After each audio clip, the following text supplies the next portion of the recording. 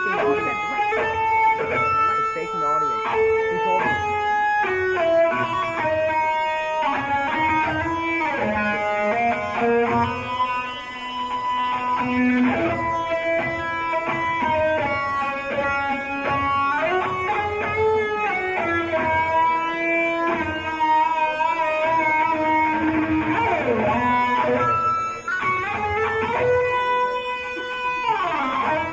It's really sick. It's really sick.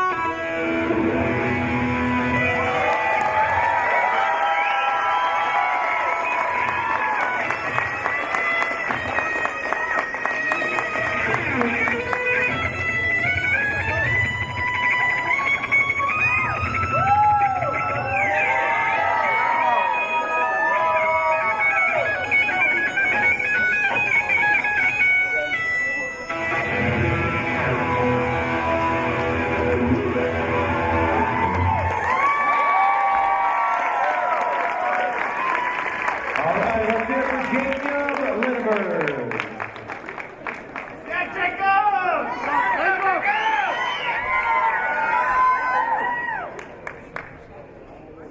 I see a Super Bowl performance in your future. And before we get started, let's please welcome our forms and weapons judges for this evening. From the Destin Open, Holly Ham. From the Cowboy Up, coming up on March 10th and 11th, Holly Haggard. From the U.S. Capitol Classics, Master Dennis Brown. From the U.S. Open, Mike McCoy. From the Toronto International Tournament of Champions, John Polini. From a land far, far away, Mr. Willie Aguilar. And playing the part of tonight's Russian judge, Mr. John Kim. The absolute legend. I'm amazed that Chris is here doing the show. He is an absolute rock star being here, being and carrying on that legacy that his father did. It's gone crazy again.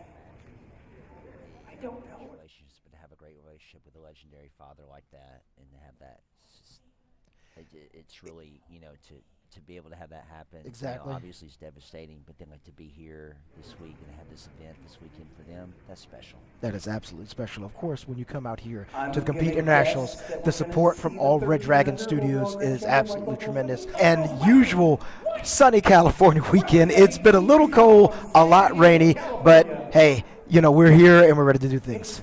I really was looking forward to sunny California. It's been cold and wet.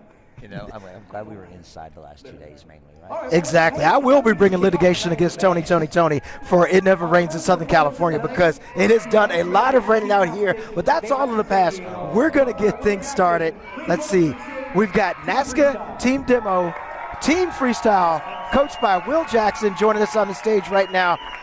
And if you've never seen a martial arts competition like this before, Team Demo has a lot of things to it, a lot of moving space, a lot of moving pieces, and Will Jackson is one of the best to do it with Team Freestyle.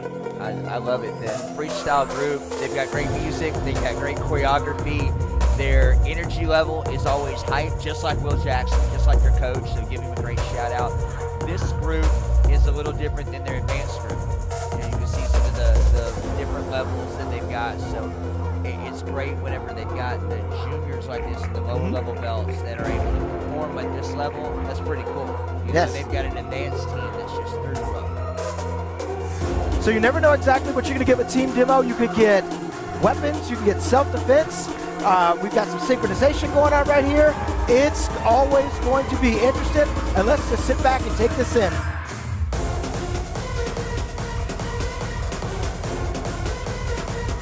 Little combination of some team tumbling, striking, very nice. The young group.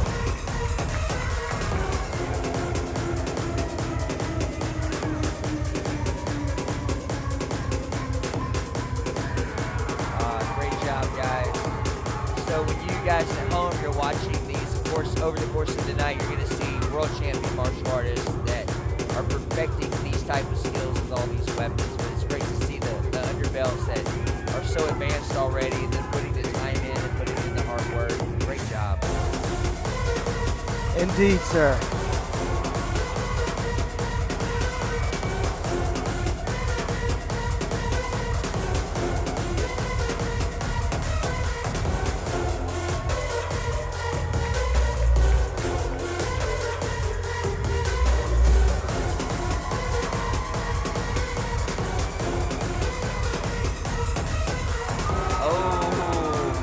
So that was super advanced. You're going to see that type of move later in the black belt finals. So that's a fantastic trick from that young man. Great show. And, you know, just to highlight, we've got some, you know, underbelts, some yellow belts, some red belts here. We will be seeing some of this more advanced, of course, as our black belts take the stage. I love it. Our demonstration team for our martial arts studio back in the day that I owned was always filled with underbelts. I had a good mixture, and I thought that was important. So I'm a huge fan of what I see on the stage with the underbelt team. Great job, guys. Great job, Will. He knows where this person's going to be, what weapon is in this person's hand. When they're doing it, you play the strengths and everything else. It's really impressive to see it all come together. Oh, fantastic. Are representing. I mean, it's cool to see the individuals, but when you see the full team, you know, everybody's in sync, Johnstown, moving. Colorado. There's a lot going on. It's definitely a lot going on. All right, representing Team Jinx Kai from Johnstown, Colorado, Ayana Liu. We watched her in Chicago at AKA Warriors. Yes, we did. She also made the finals there. So if you watch that stream, or if you go back and watch the stream if you missed it, that was a great final show. She looks very strong there. Broke out the double sword. Pretty much the easiest way to explain it to anybody at home. Start mentioning Japanese terms. You know, there will be some people in the comment section saying, that's not it. Yes. We do. We don't mind being corrected, but we want to make sure everybody knows what they're looking at for sure, in the best possible way. So, I mean, her posture. I think we talked about this a little bit at the Chicago finals there for Warrior Cup. But she's come a long way in her technique and posture, especially with the double weapon. I've watched even as an official the last couple of years, so it's great to see her on the stage again. and the more you see competitors on the stage, the more they continue to be on the stage.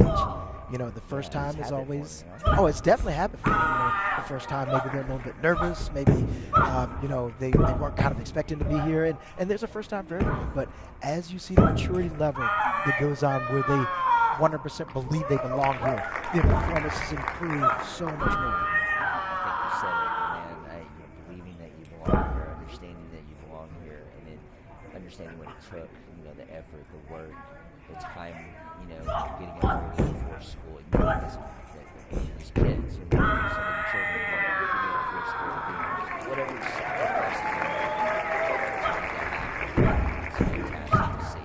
And there is a lot of work that's involved. It's not something you just pick up and put down a couple days a week. It's you know, you really have to dig deep and have dedication, and that goes also the same for the parents that are there driving, you know, the kids to dojo and making sure that they're doing, you know, additional work, maybe getting work from you know, someone that's doing a seminar here.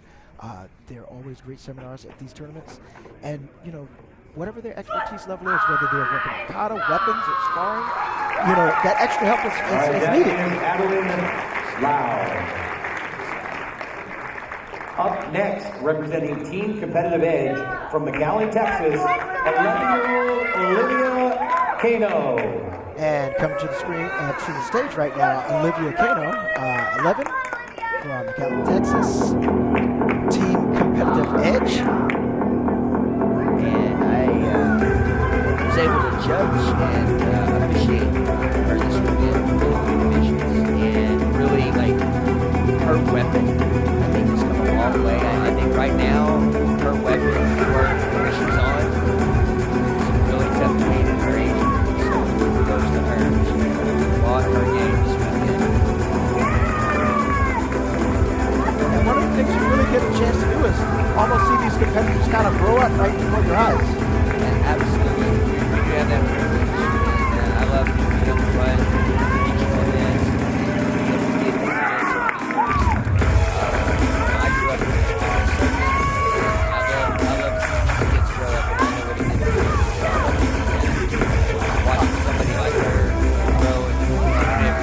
so quickly is just. Now, I am looking, and thank you guys for commenting live on the page. It says you're having a little trouble hearing us, so we're going to try to enunciate and emphasize our voice a little bit more. We'll get our direct pick to see if we can bump up the volume a little bit on our headsets going out to the stream, so we appreciate that.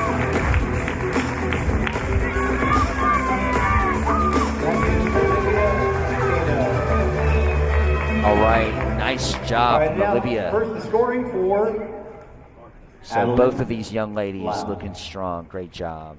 And we've got scores from Miss Lau first coming up. And again, with the great mat action technology, the judges have converted from doing what we would say the old school cards, right? Exactly. You know, holding up the cards, and we do that throughout the day. Of course, in all of the different rings, we may run 24 different mats, you know, throughout the tournament, if that, you know, makes sense for the audience as far as competition goes. And then when we get to the finals, it's nice to have the technology that also goes right with the stream. So welcome to 2023, right? Yeah. all right, all the scores are in for both competitors. Great technology that, you know, Mat Action has been working on to get these scores in, and of course the winner will pop to the screen right away once the scores are announced. And right on cue. The scores for Adeline Lau. All right, so Adeline with a 49.92 total.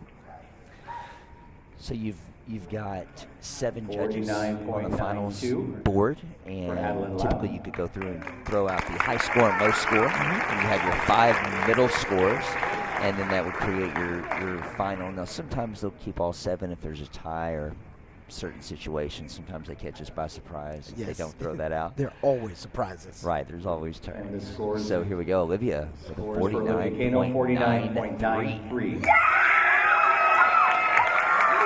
Wow. So 1/100th of a point, right? And of course 9s and 8s. Kind of got varied there. That's impressive. Presenting tonight's award from the Destin Open, Miss Holly Ham. I know her. You might know her. So the Destin Open happens. It's got a new date this year. It's May 19th and 20th there in Destin, Florida. That's a ProMac Regional and a NASCA 3A event. So for all of the competitors looking for regional and NASCA points, it's a great event and great weather in May. So Ms. Hollyham's the promoter of that and the president of the Professional Martial Arts Conference. Perfect timing right away. I even didn't have that date in my head. So definitely thank you for that. And it is a fantastic time to visit Florida during that time of year. Hey, I appreciate that. And Olivia, congratulations once again, all weekend long. She was fire. Again, I was lucky to officiate a few of her divisions. Up next will be the 13 under boys. Showed it there to everybody with that weapons win. Our first competitor representing Team Freestyle. Moving on to our next division, we've got the 13 under boys. 13-year-old representing Team Sagawa. Freestyle from San Diego, California, Judah Sagawa. All right, so ladies and gentlemen at home, you're in for a show here. This 13 and under boys group is always great to watch. These two are going to have a big variety of what you're going to see. You know, you're going to see, I think, traditional from Adamas in a moment. Right now, you're going to see one of the top creative and extreme competitors in the country, especially at 13 and under. Judah is a high flyer and is strong. Looking going to make a big pass right now. Wow. He hit that earlier today, meaning he nailed that trick in the Grand Championships with the CMX Finals to earn his spot here for this. Looks fantastic there. Let's see if he can duplicate it.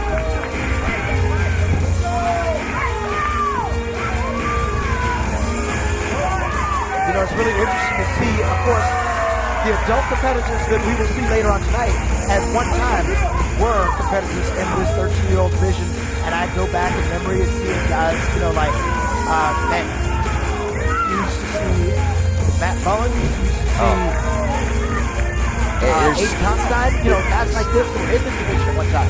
So many that stayed with it into adult and just showed us what world class looks like. And Judah's well on his way, look at that.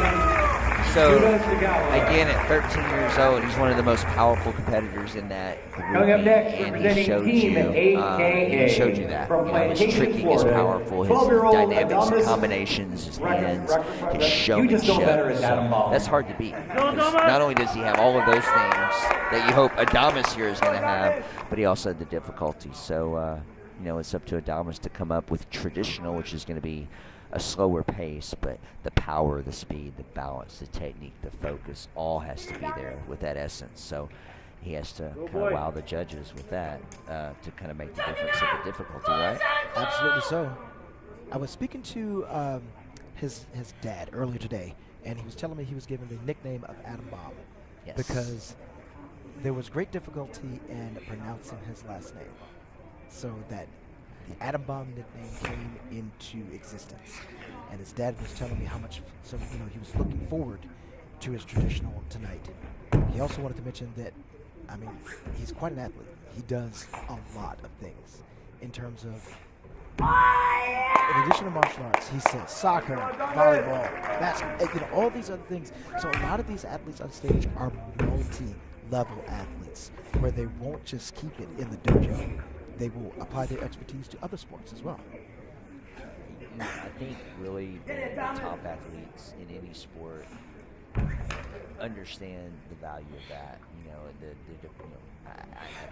Speaking from an athletic point of view, the different muscles, the different fast twitch, the different flexibility points, balance points. So playing volleyball, basketball, baseball, karate, it's to me it's a no-brainer to build a really great athlete. And an athlete like Adonis, it's obvious. He can do everything, and even in the martial arts world, he does many different divisions. Traditional, creative, extreme, meaning those divisions you're going to have the flips or the tricks or more of the high flying type movements versus what we're looking at on the stage now, which by the way, he's executing a great traditional product. It's been a great background, just filling that in for him. I think his dad told me that sometimes he does up to 9 different divisions per tournament, and that is an extreme lot. I mean, I would just come out here and fight, and every way back in the day, do weapons form and power form, and fight as well. But this young man will come, and he's got to be busy this entire weekend from running from one division to the next. So he's got to be in shape to be able to continue that. Beautiful. Yeah, he does great. He's additional. So, like we mentioned with traditional versus the creative extreme. 49.94. Scores for Adamas total 49.91. Your winner and 13-year-old grand champion, Judah Sagala. Look at that. So, your overall score, look at the numbers for you there with the tabulation. Maybe we'll get that out. But Judah was your winner. And one of the things you also see between these young men is a great sense of sportsmanship. They congratulate each other. They go head-to-head, almost throughout the entire year. They're all buddies. I'm going to kind of let's give a big round of applause to Judo and Adamas. One more time. That is true. John Brady, by the way, he's one of the co-promoters for the Toronto International Tournament Martial Arts Champions, so we appreciate him being here. I actually got to referee with him. Next up is going to be our 13 and under grand champion for black belt boys. We're not knowing where to stand later. Representing that will come up maybe a little bit later on Lebanon, after the event is over. Tennessee. Yeah, that's pretty 14 years old. Coming up compared to the stage that you are very familiar with, I'll let you introduce her. Oh, so we've got representing Team Paul Mitchell of Lebanon, Tennessee. She's 14 years old. Miss Avery Preston. Now, one of the things that is interesting, you're hearing the last name, and if you're familiar with sport martial arts competition, you've got an entire line of her first Warrior Cup. So I did kind of slide the question while I had her and Jake and Mrs. Presley sitting in front of us while we gathered information. And I said, you guys have got a lot of those Warrior Cups, among your kids. Where do they keep them? She said, right now they're currently at the dojo, but Avery has been slowly lobbying to get hers to be brought home. I don't doubt it. Hey, I think I'll have to tell Dad. I understand having a baby girl. I'd say, hey, baby girl needs to throw at home. I'm on Team Avery for that one.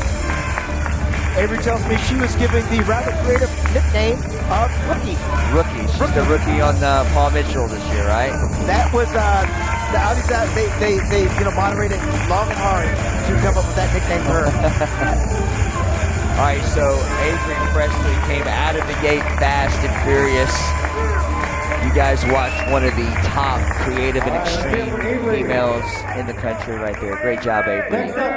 Pretty strong, pretty flawless there. She hit a lot of great tricks, great hands. 15-year-old Sophia. Awesome. So now, again, it goes back to the balance. Her competition representing Team Infinity from Sunrise, Florida. She's 15 years old. Sophia Rodriguez Flores. Pia, as she's known, as her brother, Diego, or DG. They have a fantastic YouTube channel, which they do a lot of, vlogs of the tournament and their training and everything else. So you may hear shouts of Pia as she's going to produce a very fantastic traditional form accented by music.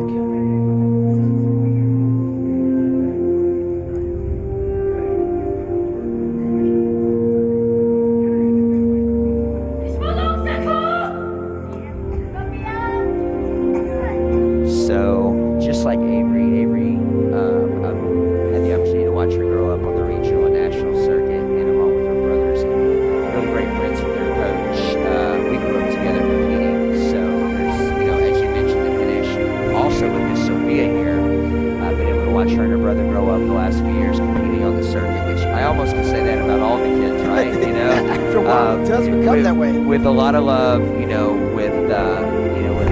all of that. But Sophia is fantastic. She's one of the top teenage competitive martial artists in the country, and her top game is her traditional kata being performed by Pia right now. Very beautiful, and the music. People always have a debate. Do you want to use music or not? And in this case, I think it certainly accents the performance.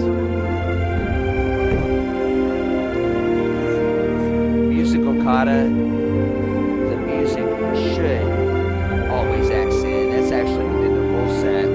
It's interesting. Pia often competes in the musical forms division with this. Not always this particular song. I think this song is pretty special. Actually, it goes with this kata so well. I almost hate to talk over it. It has that essence, but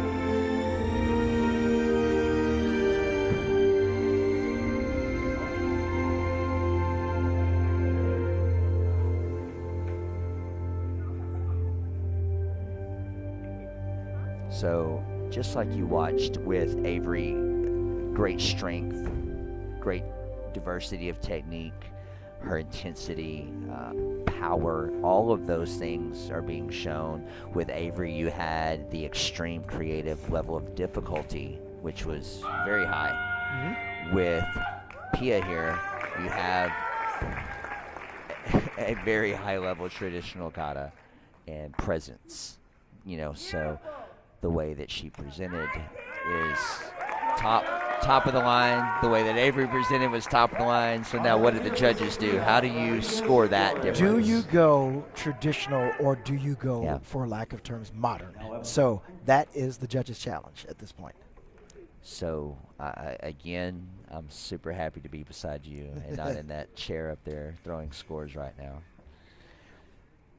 While they are, looking into this, what are some of the things you're looking for as a judge when you're deciding to remove a tenth of a point or something? If I was in the chair right now, throwing a score, because I did actually have to score both of these ladies this weekend, different times. Really you're looking at, again, if you're comparing the two, if you're having to compare the two and you're having to score the two, you're still stripping it back down to the basic, those attributes: power, speed, balance, control, presentation, quality of technique, execution of technique, and then your intensity and your showmanship. So you have to put all of those categories on the table. You're not just looking at one thing. Sometimes in gymnastics or dance, they have different judges for different categories. Well, in this particular competition, even though we have a lot of judges, they're not looking at just one thing. They're having to look at all of those things. Yes. So, for me as an official, personally, like if I look at a competition like this, I start with all of those things, and then I end it with, okay, if all of those things are to be equal, then who had the best show, who had the most, the best intensity and put on that presentation with music if it was included, because that's really the last of your list to look at, right? So it has to be, if everything else is of equal value, and you've got to determine it by that way, or even the level of difficulty. So interested to see what the judges pull here, because honestly, they both nailed it.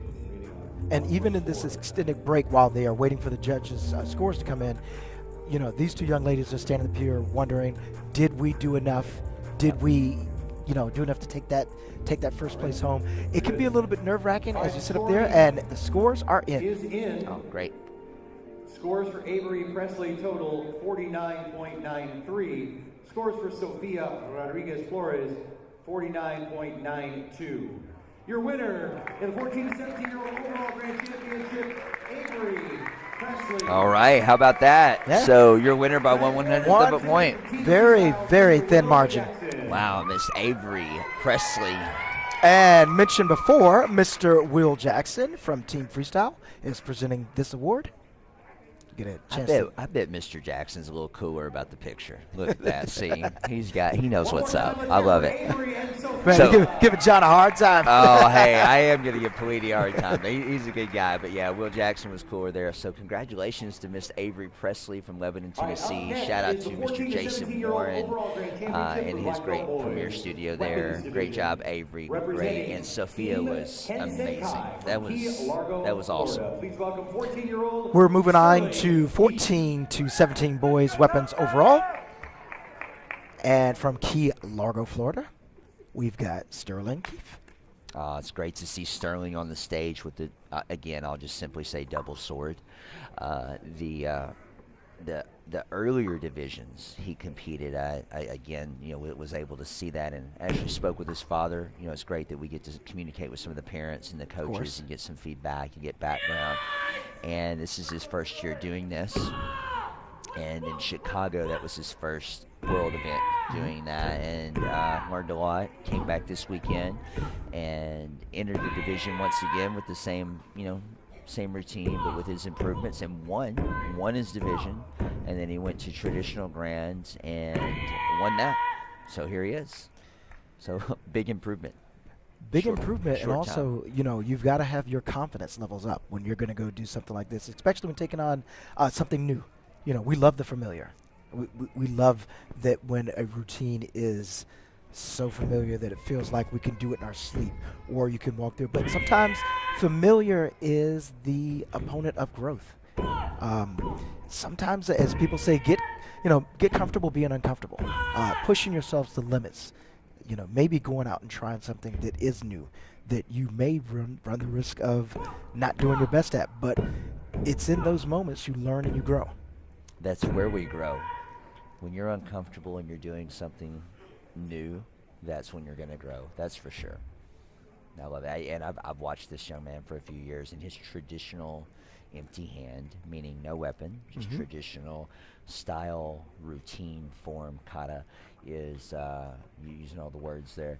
Yeah, excellent. He understands that flow very well. So to see him, take it to a double weapon is kind of cool. And in fact, that was my feedback to him, is to continue what he does in his empty hand with the weapon, and merge that and make this really hard to beat. Wasn't he getting a little extra help from Jahan Vosh? I believe he was. Who has definitely made double sword routine more popular in the past 10 years that we saw him competing. Brand new dad to him. So congratulations to him and his wife. All right, Sterling, great job, buddy. Next up, representing Team Competitive Edge from Houston, Texas, 16-year-old Philip Broom. Nice. So from Team Competitive Edge in Houston, Texas, Philip Brume. Right now, Philip is considered one of the top 16, 17-year-old weapons competitors and empty hand forms competitors, especially in the creative extreme environment. and I think he's about to show everyone why. You know, he really has been developing a lot of stage presence. And as, you know, the more you see him, the more comfortable he is out there, the more creative he can get. And as So Said comes out with a great open pass. Nice. Yeah, his combination tricking is fantastic. It's very powerful. So as an official looking at that, I enjoy that because not only is he tricking and flipping, but he's got the power and dynamics behind it. So when you watch him execute this, when he's flipping and tricking and kicking out of that, you should see some power behind that and some dynamic. You don't really want to get hit with it. Oh, no doubt. And it's another thing that while you're doing the explosive and the flashy, you still want to keep that power and that tradition. You still want to see that in these, high performance katas that we are seeing tonight. Got to be karate, and I love the creative karate. You know, so exactly evolves, and being able to put the power and the speed and the dynamic elements and the tricking into it is just a much better show. Pushes the athleticism, and you've got these high level releases, you know, and that if you're watching this for the first time, each time he lets the weapon go, that's a risk, because if he drops it, that is considered a disqualification. Correct. However, it does up the level of difficulty with each one that he does. Wow, nice job, Philip. He has people in the back of the room standing up. We'll take that. Yes, indeed. Yeah, and the releases, that's the thing that especially with, you know, all the creative extreme and all the releases and the spinning of the weapons is on one hand really ups the difficulty level, you know, because it's going out of their hand. Right, or correct. Spinning multiple times or whatever. As long as the competitor doesn't just, you know, what we call as an instructor, as a coach, you don't get, you know, fall in love with that so that you're forgetting your striking. Yes, you know, that's all you're doing. Yeah, if that's all you're doing is spinning and twirling. So you've got to marry that, and you've got to kind of combine it to have the best thing, right? The best result. So I love to see that. Philip had a great combination of, you know, high-level body tricking, weapons manipulations. Great job. And a 49.90 for Sterling and 49.95 for Philip. And presenting this award is, I would say it's safe to say that this promoter, Mike McCoy, has more degrees than any of the promoters. The man is a degree machine. If you don't know, he's probably one of the smartest men in the room. Mike McCoy is, my money would be, he's the smartest man in this room. I would agree with you doubt. on that. He's all low-key. He's very funny. He is the promoter of the U.S. Open, which not only is a NASCA 6A world event, ISK World Championships, but also Professional Martial Arts Conference Regional. So Mike McCoy is a great promoter. We appreciate him being here and working all weekend. This young man won both the 30 and over forms and weapons grand championship. So he's going to come up and perform for you tonight, representing. All right, my man Kevin. So Kevin Kowalczyk coming up to the stage. He was the 30 and over grand champion, forms and weapon winner. Yes, so he won everything for the 30 and up division, and he's representing Team Revolution. He was part of the team that came to the Memphis Open last weekend and put on a free clinic for the people giving value. So kudos to Revolution, kudos to Kevin and Cannell Lovelace for giving value and giving back to the sport. And you'll see what Kevin's all about right here with this performance. He's 38 years old, which is don't let the numbers fool you here. By the way, in his spare time, he is also a fighter on the Karate Combat roster. So keep that in mind. You can go back and view some of his fights in Karate Combat, but of course, we've just got the stage right now. Got a chance to ride over in the plane with him and his young sons. He thoroughly enjoys karate competition and seeing those young men grow up in this sport. Yeah, he does. He's got a great attitude. He runs a great studio. He's got a great program, the Raptor program at his studio there. Give him a shout out. He's doing great things, breaking things down and teaching people how to get on this level. Looks like we finally are getting able to be heard clearly. Thank you, Caitlin Kowalski, for confirming that she can hear you, Joy. Hopefully everybody can hear me as well. So we hopefully have gotten those audio issues fixed. Yeah, I hope so. All right, so Kevin out of the gate, and thank you, Kay. We appreciate that. That's what's up. Yeah, I mean, I don't care what age you are. This kind of performance is still dynamic. It's still great. But at 38 years old, I give him a high five, man. I know what it's like because I still like to trick and flip a little bit when I work out, and it gets harder when you're not 20 years old anymore. Look, I'm worried about getting off the stage, okay? I'm going to use those steps to my right. I'm not going to jump off because it does get harder as you get older. Oh, look at that. Great performance from Kevin. I'm glad he performed. He didn't have to. Yep. You know, he won those grands for both levels. Didn't have to do that, but he wanted to give value tonight and also represent his team. Again, Team Revolution.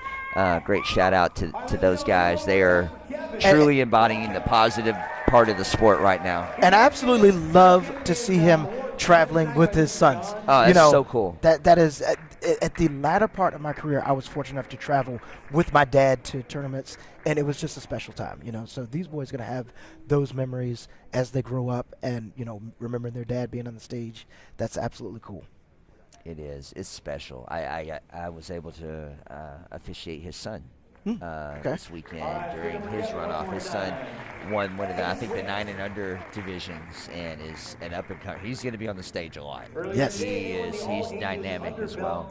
So, and to of course mention the last presenter was Mr. John Kim. We Love failed John to mention Kim. that. So he's from the Gulf area, still competes in the senior divisions, always a top senior competitor. Team AKA. Yes. Fantastic competitor and a great gentleman.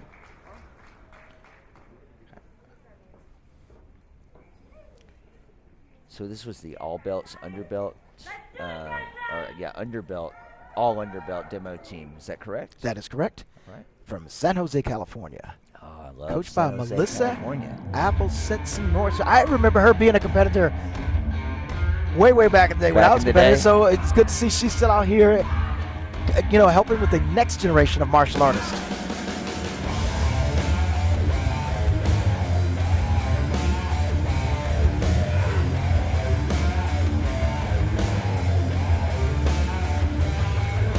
Team Primetime getting us there.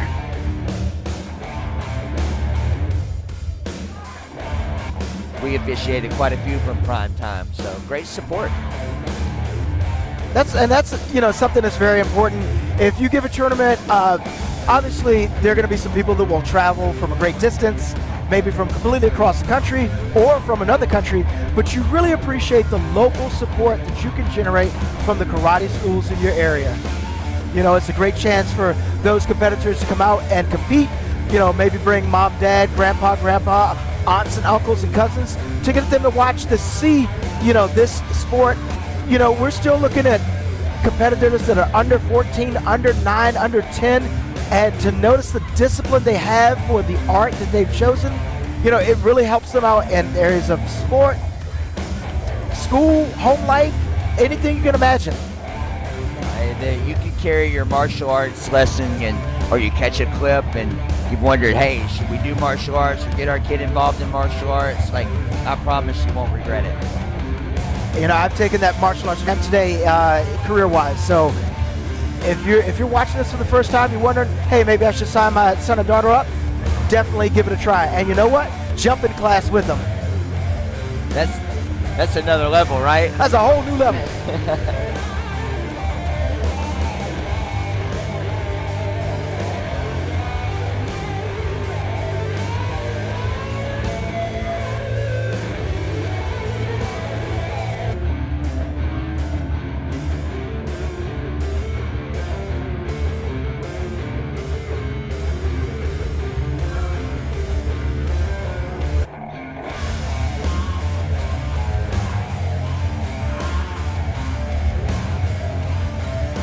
A lot of theatrics in this performance too.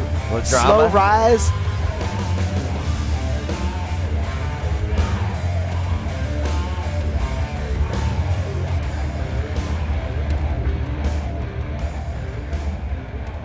All right. Team Primetime. I don't think that Deion Sanders was their coach, though. I had to throw that out there. I would love to see Deion Sanders get up here and do some martial arts. I'd love to see Deion Sanders come here and just talk.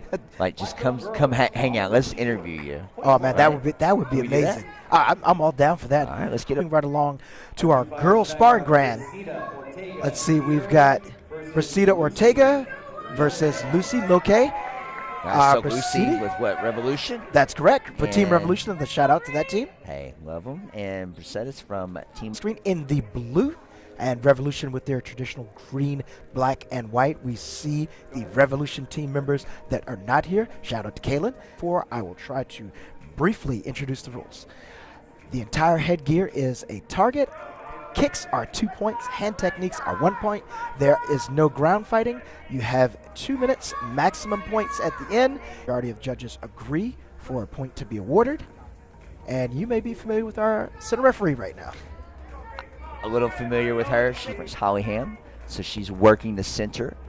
You've got, looks like Justin Ortiz in the corner and yes. Mr. Allman in the far corner. I know Those are all good of judges. those officials. Yeah, they're fantastic.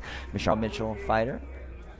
Looks like the score is still 0-0. That wasn't enough contact or wasn't enough confirmation from the judges. You've got Leclerc working both.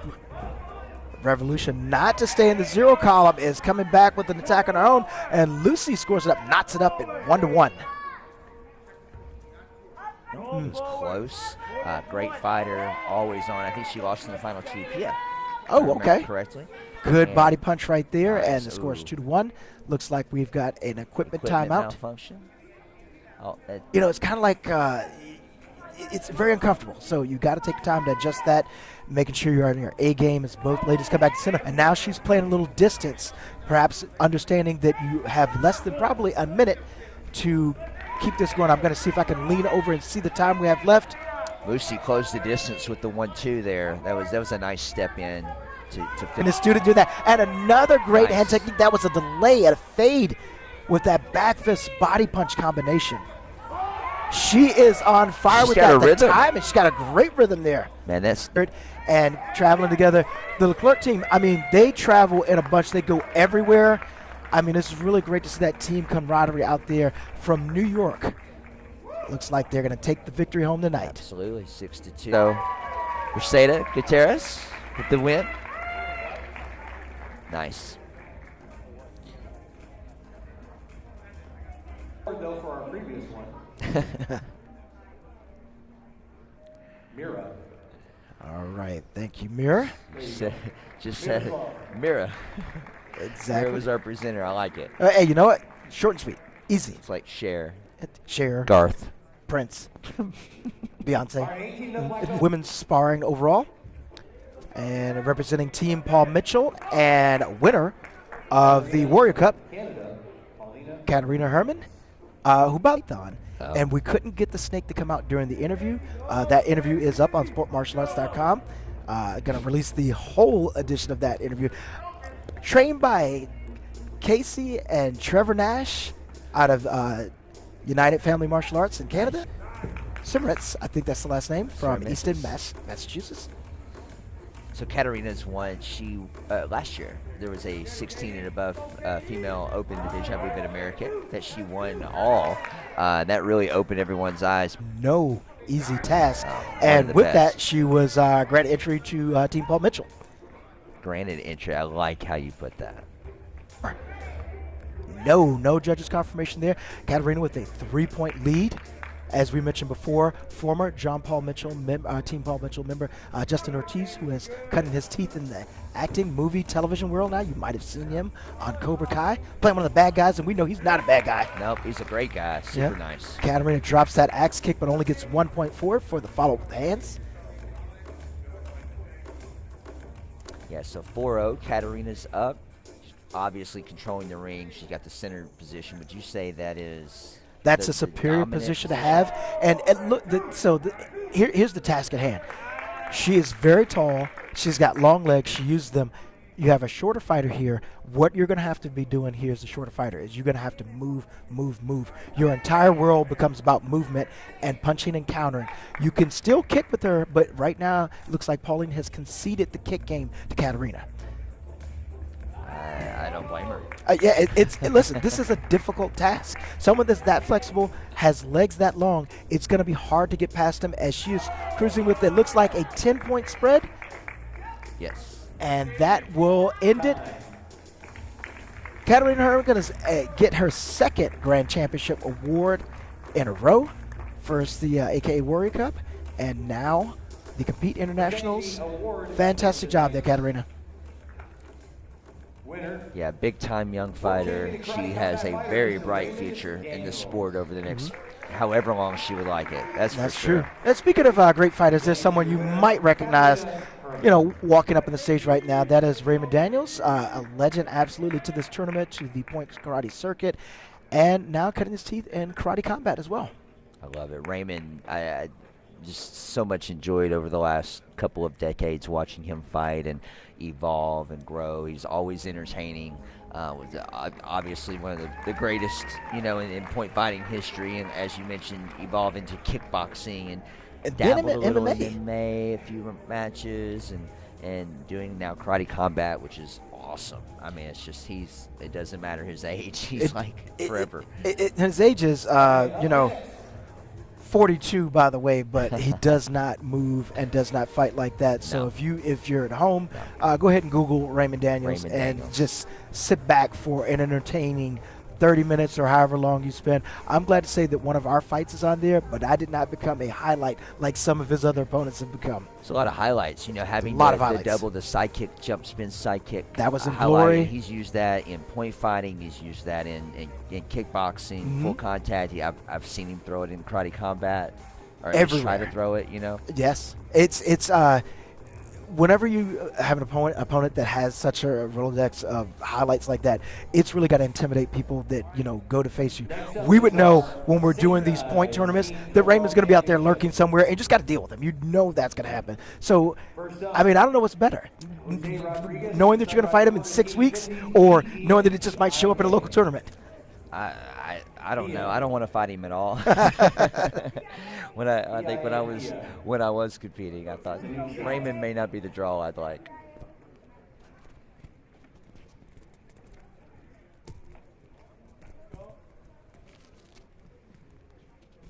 All right, so DG and Pia doing their team kata.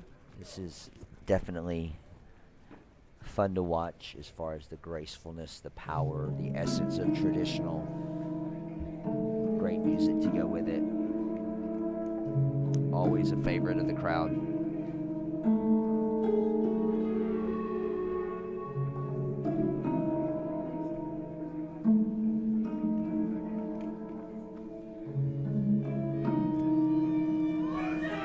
SS mode.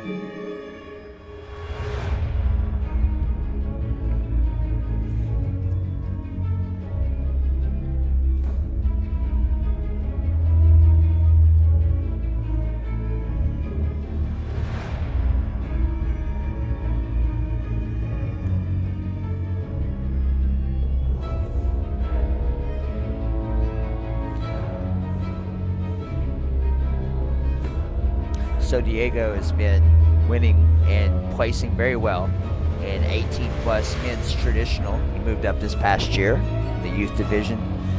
Now, like a lot of people that do register their kids in martial arts, you have siblings.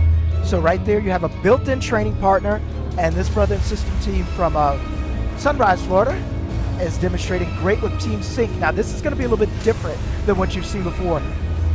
You want at least, I would say, 70% of the movement to be synced up, so they should be doing virtually the same thing, maybe a mirror image of each other at some time. But judges are looking for the synced movements here.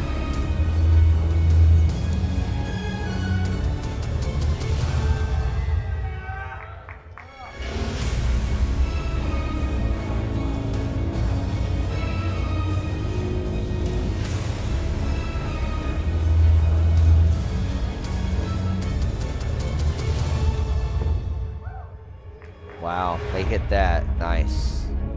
Transition.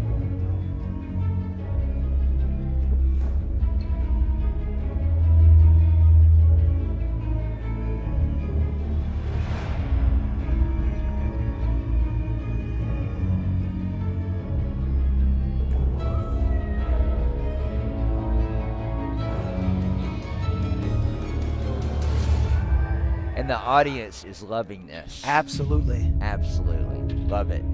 Great respect. Everybody, the music draws you in, and their presence, both of them, we've talked about the presence, the way they look, the way they're presenting. Fantastic. It's interesting. Sometimes you'll get parents that'll ask, well, if both of my kids are learning karate, would they possibly use it on each other? I'm like, well, brothers and sisters and brothers and brothers and sisters have some conflict, but you a good instructor is going to teach you that the last time you use your martial arts is for something like that. I'm glad they get along well enough to do what they do. We benefit from it. All right, and here's Ben Jones and Esteban Tremblay representing Team Paul Mitchell. Double bow, or both of them have bow, I should say, not double bow, I'm sorry. Also mentioned another Warrior Cup winner, Esteban Tremblay. If I remember right, we were talking about that he made room in his car to drive that all the way back to Quebec, Canada. So I asked him about that. And the first thing that Esteban told me is that the first couple days that he had that Warrior Cup, and if you walk, because it cast a shadow like that someone standing in his room. So it kind of freaked him out the first couple times he woke up with it, seeing that giant silhouette in his room. So, oh, nice. Congratulations on joining that. And I think he's gotten a little bit used to it now. Yeah, I would be used to it by now. I don't blame him. Great job by these two executing some high-level weaponry work between the striking, some of the spinning combinations, the body spinning combinations. Great finish, right in sync. And the level of difficulty going at that speed, doing those movements and incorporating the weapon, that jumps it up. Exactly. Right? And here's the thing. One thing that's really incredible here is that both of these gentlemen, they don't live in the same place. So they have Zoom sessions together. They have, talks and everything. They'll, no pun intended for this division. It was very much intended. I don't know what you're talking about. That was right on intended. I was working towards it. You were working it. That was great. So again, you go back to what we talked about earlier as an official and a judge. You've got traditional, you have creative and extreme, which we've talked about those different elements.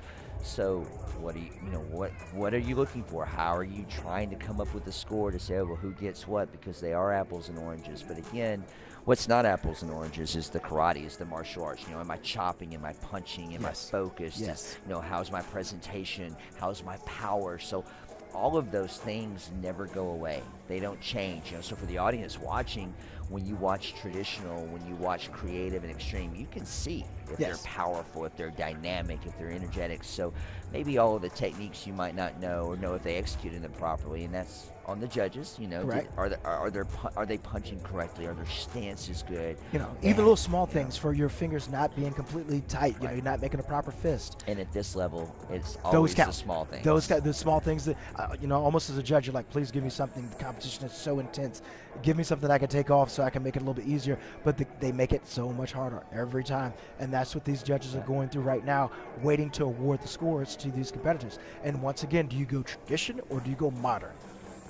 I know how we always hate to make the pick when we're on the call, right? So as the commentator, so I don't know what that panel of officials would make and how they would lead. But they didn't get a break. The boys didn't bobble any weapons. Nope. They didn't bobble any tricking, so they didn't get that. That's pretty awesome. Oh. So you see the judges in front of you? Wow. Let's see. 2, 3, point. And now I gotta count like the whole day. Oh, Chris has to count the winners. Yes, he's got to count. He needs the majority. I do believe that Team Paul Mitchell is going to be that win right there.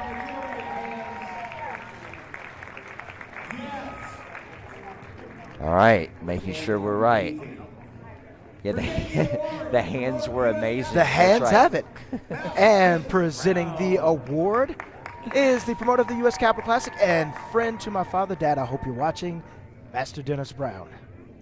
Love Master Brown. The U.S. Capital Classics is a great event, one of the legendary events in the country. And he's not only a legendary promoter, but was also a legendary competitor back in the day. Yes, indeed. And he is a top official as well. I give all my officials a shout out. Yes, these are the guys that are doing all the work, that are judging these great competitors, and they make the hard decisions. They've got to figure out who to give that 9.99 to. Well, that's hard. Great job to DG and Pia. That pattern, that routine was amazing. I'm glad the audience got to see that, and of course, great job to Esteban.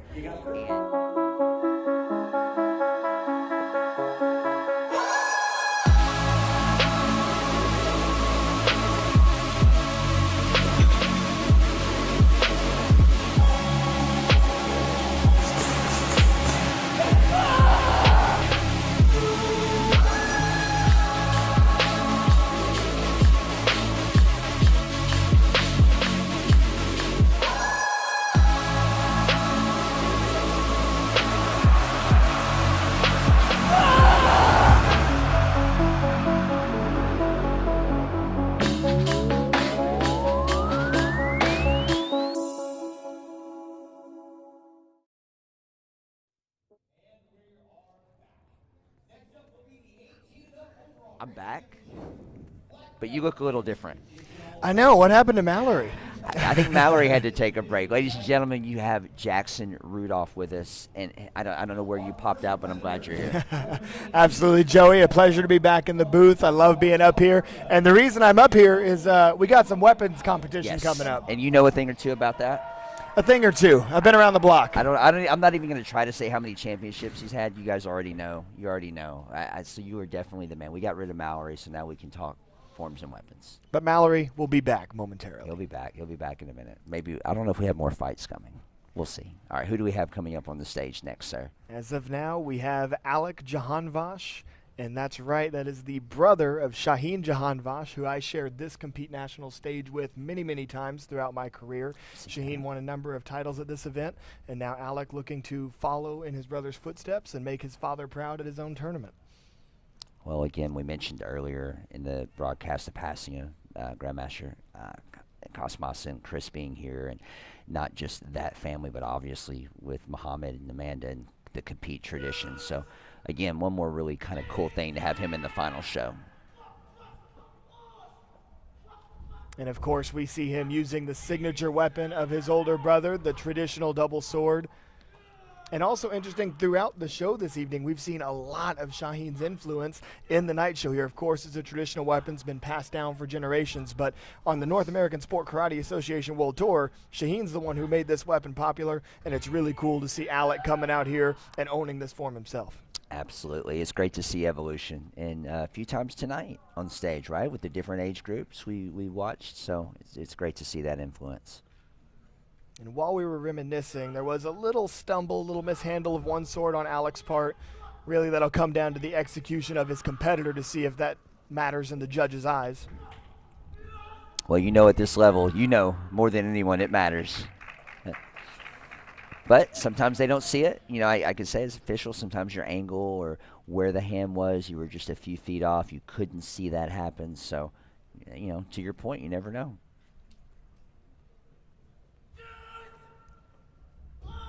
We do have the benefit of the TV, the video in front of us, so that helps.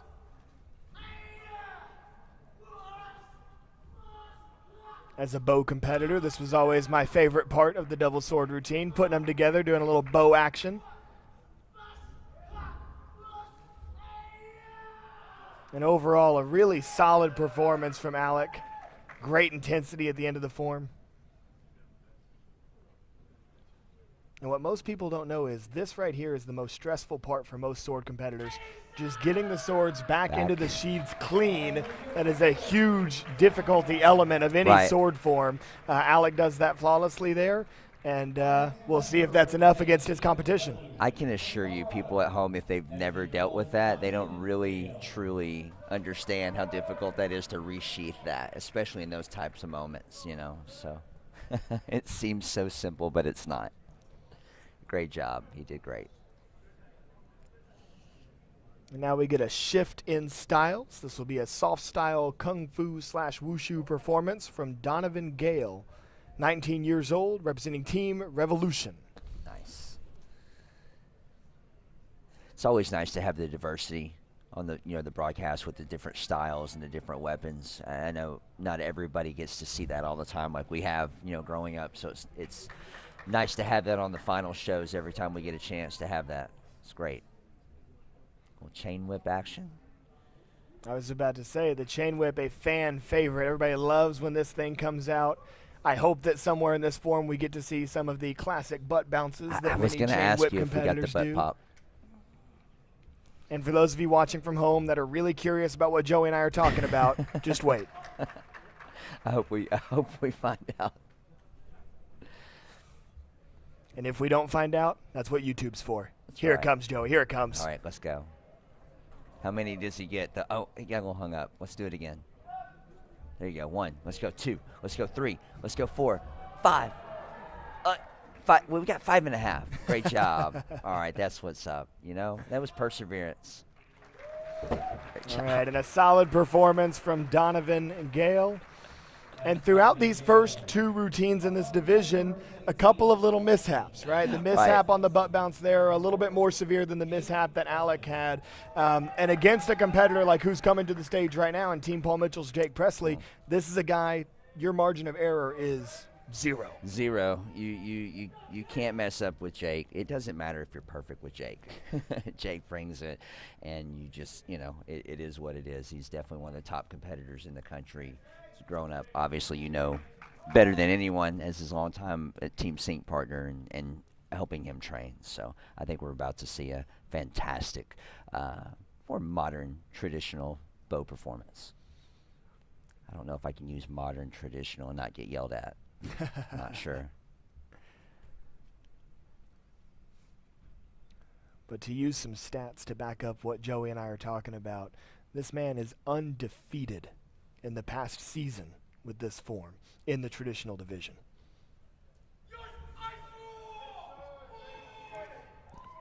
Guys will definitely see not only the techniques and movements that I know Jackson will expand on, but his energy, watch his intensity, watch his performance. Even if you don't know what he's doing, watch the way he's executing, and you really feel like he's fighting someone. You feel like there's ninjas all over the floor that he's taking out and battling, so you can feel that energy. And what sets Jake apart as he's putting on display right now? His explosiveness. He is maybe the most explosive athlete in sport karate today, including point fighters. Forms, weapons, point fighting doesn't matter. When you talk about pure fast twitch muscle explosiveness, Jake Presley just might be the #1 guy in the sport. He's definitely one of the top athletes all around. He can do more than he even shows, which that, you're alluding to that. He's got such talent, and his creative extreme weapon, you could argue, was better than this, and when he hits it. So it's great to see him bringing this to the forefront the last few years, and he's certainly on top of his game. Now we'll have the big finish here. One more big jump. And another fantastic, strong traditional bow form from Jake Presley. Nice. That one's going to be tough to beat. It seems that the king may remain undefeated. Quite possibly. Man, did you see? I love that view with the camera, seeing all the competitors on the side cheering each other on from different teams, not just his team. That's pretty neat. Absolutely. That's one of the best things about this entire sport karate community is how much everybody backs each other up. Because at the end of the day, we're all here because we love doing karate. Love this. That's right. We want to beat each other. We want to win. But, man, it's all love. It's all family. Support each other, make each other better, drive each other, and then go win. And a big hug afterwards on this. But these guys did a great job. Good variety.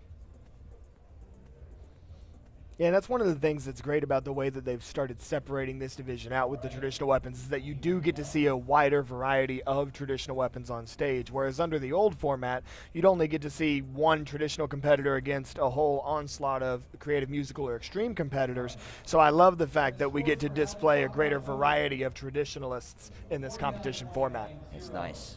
Total for Dominic Gale, 49.85, and total for Jake Presley, 49.95, which makes Jake Presley. You guys can hear the scores being read out there, and it was a little choppy, but of course, Mr. Jake Presley, as we predicted, is our winner.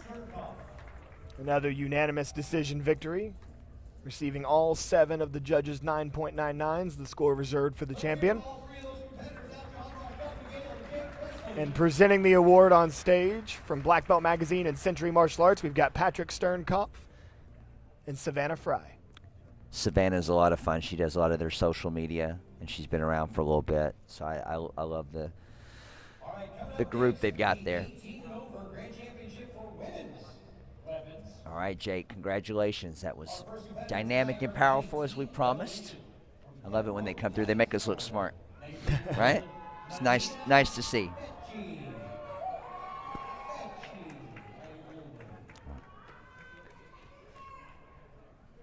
All right, representing Team Revolution. I think we're going to get nice traditional sword play.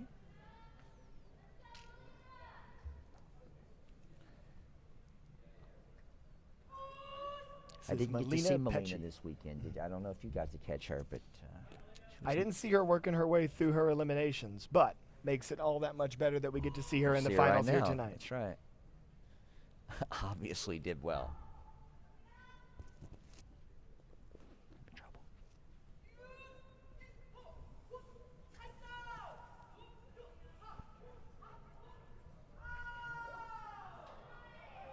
And sword, one of the primary weapons in the Red Dragon karate system out here in Southern California. So it's not uncommon at the Compete Internationals to see a lot of sword competitors on stage. The local judges tend to like the katana a lot.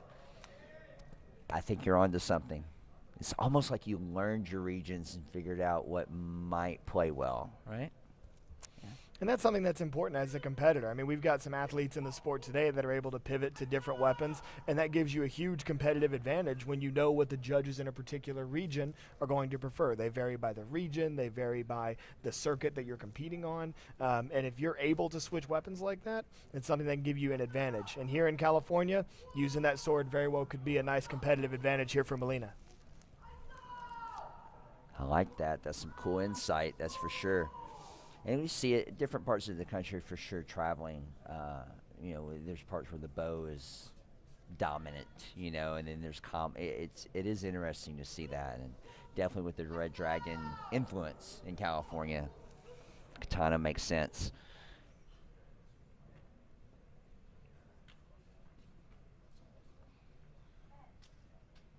And this low stance here, a great way to show off leg strength at the end of a traditional form of any kind, whether it be sword, any other weapon, or just a traditional kata.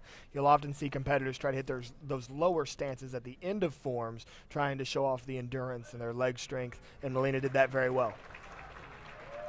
Yep, great job. Nice and clean. Next up, representing Team Ohana 8 from Millbury, Massachusetts, 18-year-old Caitlin McMillan. So we've seen Caitlin on stage a few times. Strong, dynamic, great bow work. What do you think as far as comparing what we just saw with what she's going to execute?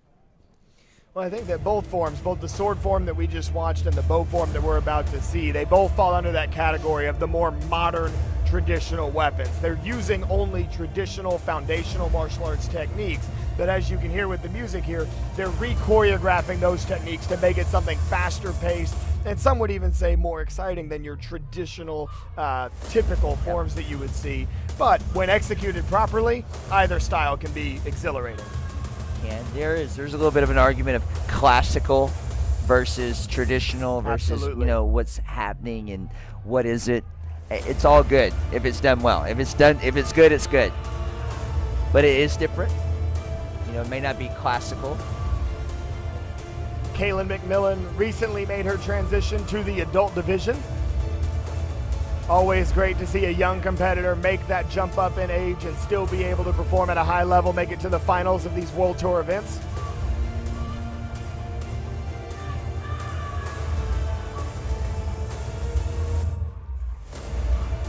She's known in particular for the power that she's able to put behind that weapon. Great intensity. The music backing that up, and again, even with traditional with music, not new, but not always. You don't always have that, so it's nice. Well, and that's a difficult strategic decision, especially with a bow form where a huge part of showing the judges and the audience your power is popping that bow up against your body when you strike. It is a real strategic decision to make if you're going to use music or not use music once you make the finals. She chose to use music, and it worked out really well for her. That was a fantastic form. Yeah, that was great. Definitely a strong performance. Great job, man. Team Straight Up from Gaffney, Alabama, 20-year-old Kylie Boyer. And as Kylie Boyer from Team Straight Up takes the stage, Joey, I think this is a competitor you're pretty familiar with. I am. I've seen Kylie grow up on the regional circuit with the Professional Martial Arts Conference with ProMac, and she's competed in NASCA the last few years. And her chuck work and her overall creative martial arts has definitely improved over the years. Now she's an adult, and there's other responsibilities, so I'm interested to see if she can keep it moving forward.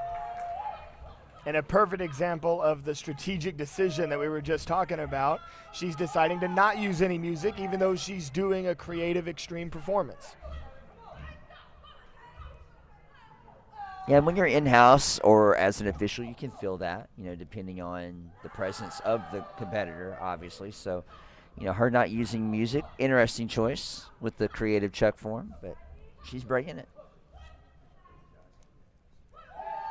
Beautiful double release, switching hands from the throw to the catch, then another double release. Beautiful combination there. And then the nice. Matt Emig signature twists the chucks together, releases them in the air, catches them both cleanly. A lot of times when people go for that move, they kind of catch the chucks all jumbled up. She was able to catch those chucks pretty cleanly and finish the form. A great run from Kylie Boyer. Yeah, that was great. Great job, Kylie. It's good to see her come back out and have a strong performance.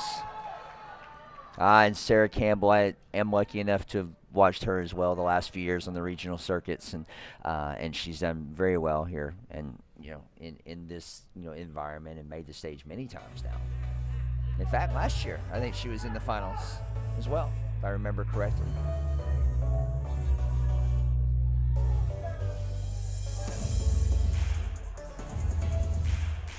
Yeah, Sarah's one of those competitors who's really burst on the scene in the last few years, winning her first several overall grand championships of her career, and she looks to continue that trend into this season. She's got the difficulty to pull it off. It all comes down to if she hits the form. She does. She has some nice, and of course I know you can touch on the technical aspects of it, but some nice little combinations in what the audience will view as trick moves, little elbow pops and various catches. So it's nice to see, her little touches, a little unique. And at the beginning of that opening section, she mishandled one of those releases. She was able to recover it pretty well, but in a division with this much talent, that could be costly. Recovers well, though. I love the way that she throws that side kick at the end of the bow combo earlier in the form. And you always got to respect a competitor like her that can rock those solid traditional strikes in addition to all the tricks that she's throwing. Yeah, nice flow. She's picked it up. Looking sharp. Little elbow pop. A signature move of hers at the end of the form, and she finishes strong. Nice job. This is all going to come down to what the judges saw. That's right. Yeah, But that's doesn't great it to always? see. Oh, it does. It does. We look at it differently, it's really interesting. You can watch 6 divisions in a row as an official, and you can have a lot of the same competitors doing similar things, and I always like it when different competitors shine in the different divisions, even though they're all on a top level. Not that you just want it to be diverse, but it's interesting to see where they excel. Whether it's musical or extreme or creative, and what the differences can be, and you get something like this. And that's part of the reason why we have the CMX split between creative, musical, and extreme, is that different styles of competitors shine differently under those lights. There's some competitors that when they have music, they turn into a totally different competitor, Yes. and maybe they fall a little flat when there's not music playing. Yep. There's some competitors that are phenomenal in the creative divisions because maybe it's their foundational techniques that carry them, but they have trouble doing some of the acrobatic difficulty that's required for the extreme divisions. And so even though sometimes people say that those 3 different disciplines within sport karate can look very similar, there really is a valuable niche for each one of them, and they each allow different competitors to shine. It has done that, and I've liked growing up in it and watching the different divisions get created and how everything always evolves. I think now it's great, just as you explained, the diversity of it, and being able to choose what path or maybe even do it all and showcase a lot of those skills, which a lot of the competitors can do.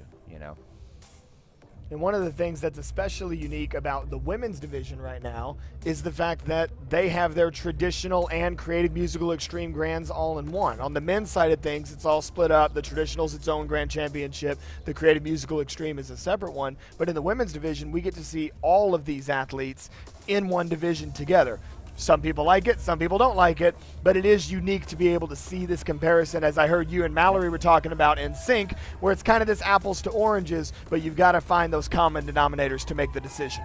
You do, and for the audience watching, when you see the variety there, it's like this is grand championship. So I always like the idea of saying, well, if you're going to have the different divisions, great, but as a grand championship, it should be the grand. So you've got traditional, creative, extreme, all going against each other. And, you know, as the sport grows, you know, sometimes we you know, you separate your grands and you have an overall. So, well, eventually you're going to have an overall champion at some point. I don't know how many overalls, but it's nice to see it split for divisions, for the grands. I like this. I like the competition level where the judges have a harder time to pick, and you've got the apples and oranges for the overall. I think it's more interesting.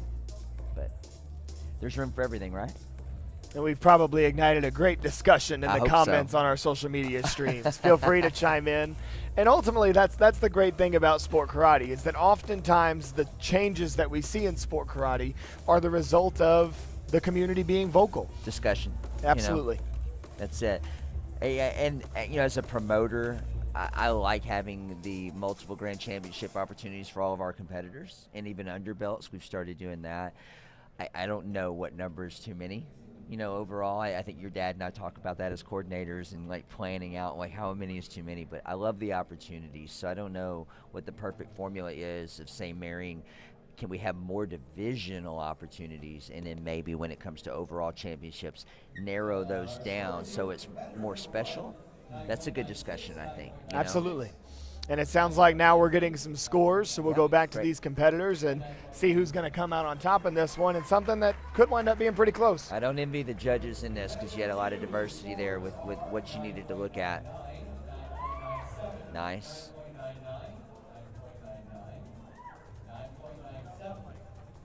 Wow, so she pulled a few sevens, but then a few nines. And it's not common that you see that type of a mixed bag from the judges, to see sevens and nines, the third place score and the first place score. With 4 competitors, that's tough.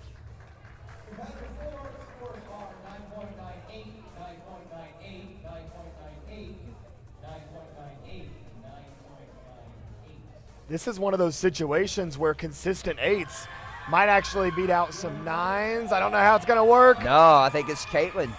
Did she get it by a point?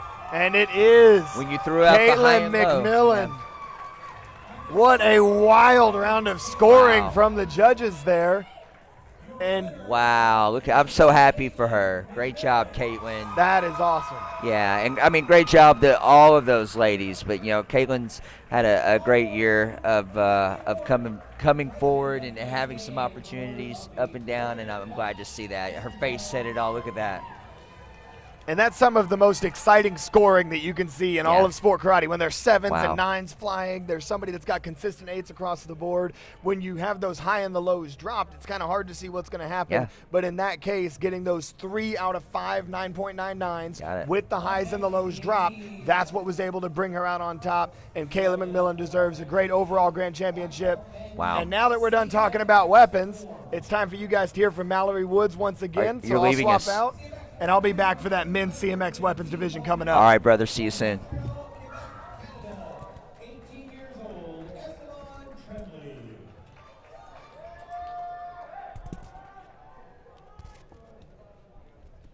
All right, so coming to the stage now, you've got Esteban Tremblay from Canada, representing Team Paul Mitchell. If you guys were able to watch the Warrior Cup finals, you know that Esteban was one of my youth I had kind of picked out that was going to make a huge splash in the adult division this year, and he's making me look very smart. Here he goes.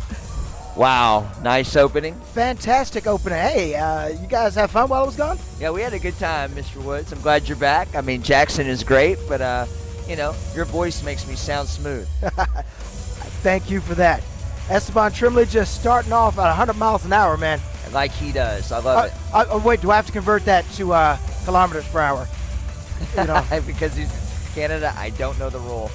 All right. Oh, great. Nice double spin there. Fantastic combination. Lots of spins. Kicking out of that, landing, great balance.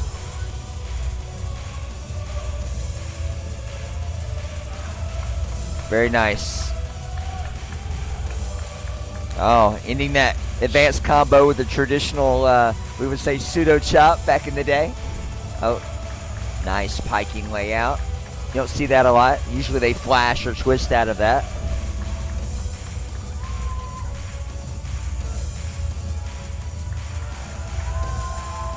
All right. That's the way to begin.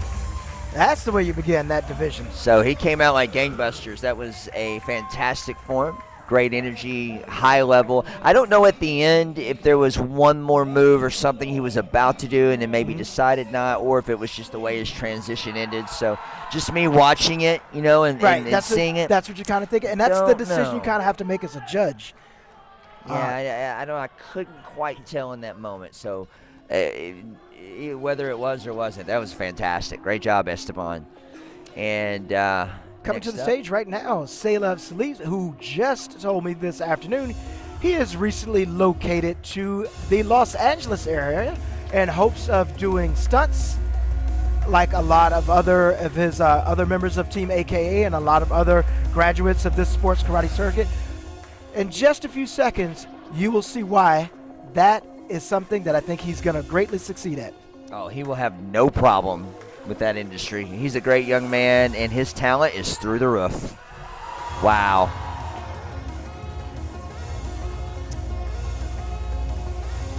Just talking to him about the experiences he's had so far, he's so grateful. He's so happy to be in this path of life right now. In fact, it just seemed like that, he's enjoying the journey. He understands that he just came out here. He's making his contacts, obviously putting on a great show right here. This is great for any stunt reel that he may have, but he's really taking his time and enjoying the journey that's before him. He is, and he deserves the recognition. He's been pushing the envelope for years, and some of these tricks and combinations you're watching here are things that people are not doing widely. You can't do it. Fantastic. I mean, this is something unique to him. Wow. And it makes him stand out because a lot of times, as we say, imitation is the best form of flattery. You go out and do something and somebody's doing it next. Now, like kids will pick it up and everything. But this type of performance is going to be hard to duplicate. Yeah, that was fantastic, Saleh. Great job. Level of difficulty was through the roof and just nailed it. So that's going to be very hard to beat. And I mean, Esteban was fantastic. Yes. You got that. Now, yes.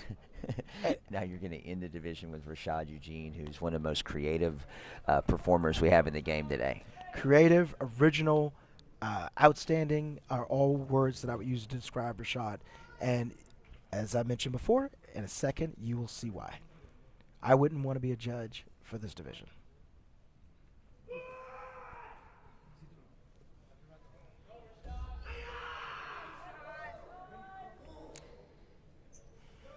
Yeah, my man Jonathan just commented he didn't know if he was hesitating. He said I'd be out of breath. I would have been out of breath after that first pass, bud. I'm with you.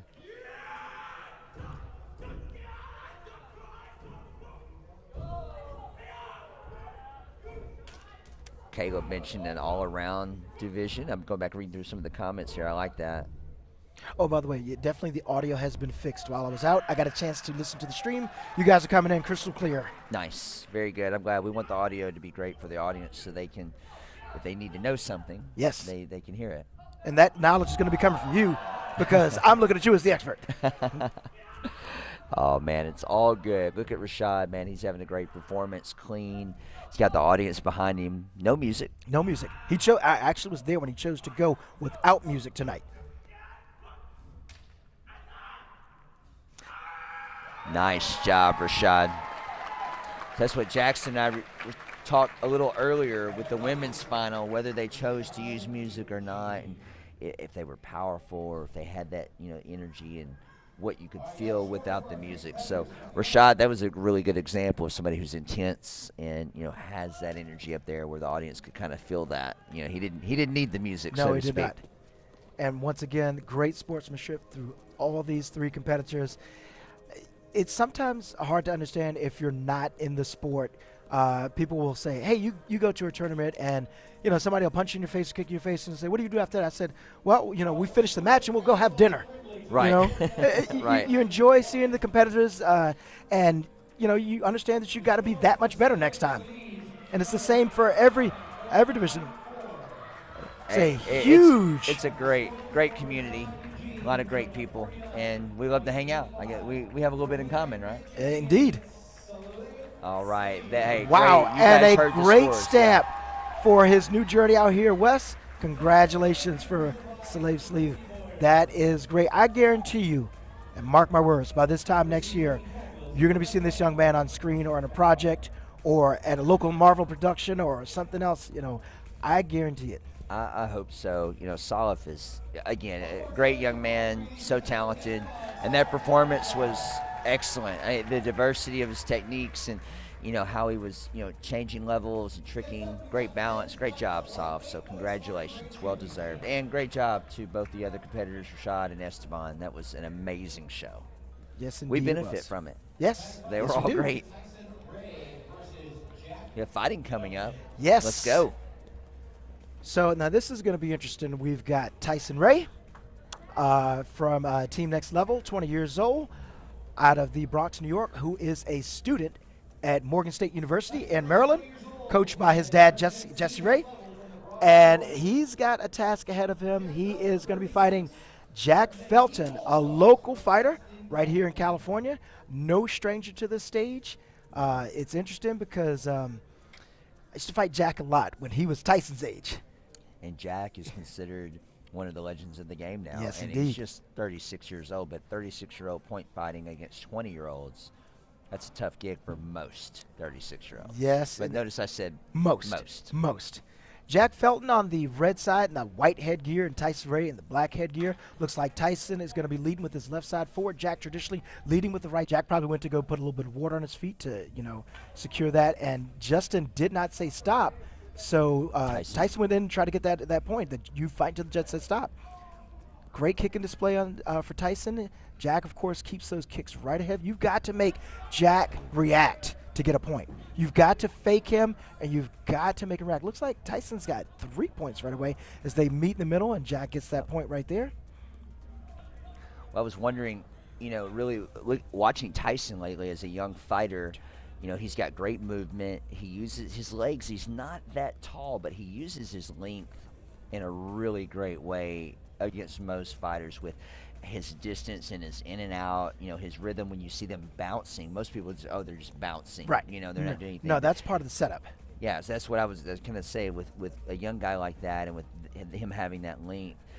It's really not just he's wanting to move, but he is trying to set up and maybe fake the other fighter, and in this case, obviously get Jack to bait, right? Exactly. And what you're trying to do, it looks like we either have equipment malfunction or a slight injury to Tyson Ray. I'm not sure. I wasn't able to see anything. I couldn't so tell. while we're going on right now, you want to create that excessive motion. So whether it's a fake or whether throwing something, everything is really designed to be deceptive at this black belt level because you have seen all the kicks, all the punches, everything right here. And just anybody who's watching at home, Justin 100% on the rules has started the timer to make sure that everything was going on.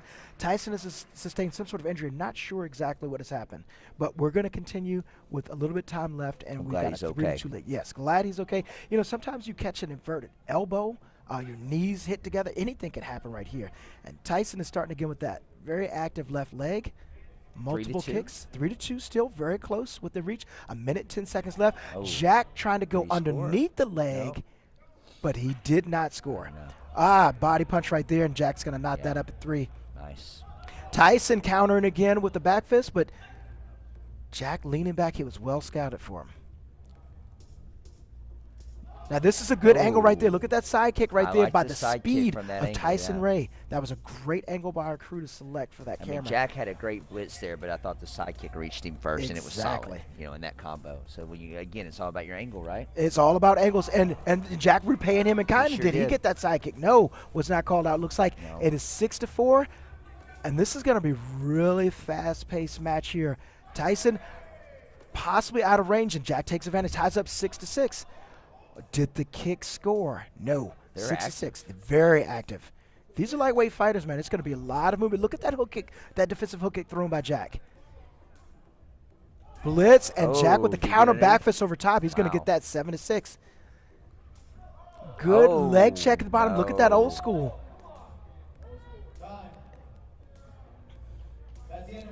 Now, it's going to be 2 rounds for these guys right here. Jack is taking a 1-point lead, and we're going to watch out for that young boy.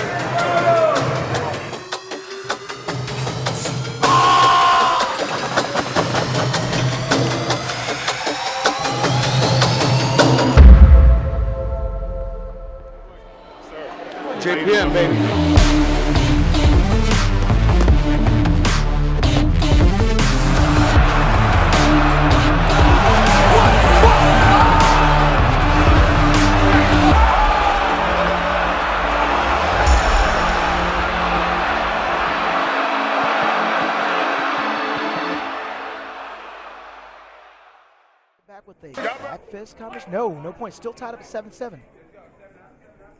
Score is 7-7. 7-up. They're working on getting the ticker back up on the screen for you there. Good blitz by Jack. Looks like it's going to be 8-7. And Jack firing away quickly, getting 2 quick points in succession. Was that 2 in a row? Like, Yes. Wow. That's going off rhythm. Now Jack's playing a little bit more defense, but still very dangerous, as you see by that defensive side kick. Jack's going to knot another point up, and it's going to take a 10-7 lead. Oh. Now Tyson's got to be a little bit more aggressive, but that could be a problem there. As you can see, he's got that side kick ready, and Jack can easily run up the score if you're chasing him. That 1-2 from Jack is like. Oh, good side kick there by Tyson. Oh, it's bread, but it's just so many times that's been well practiced.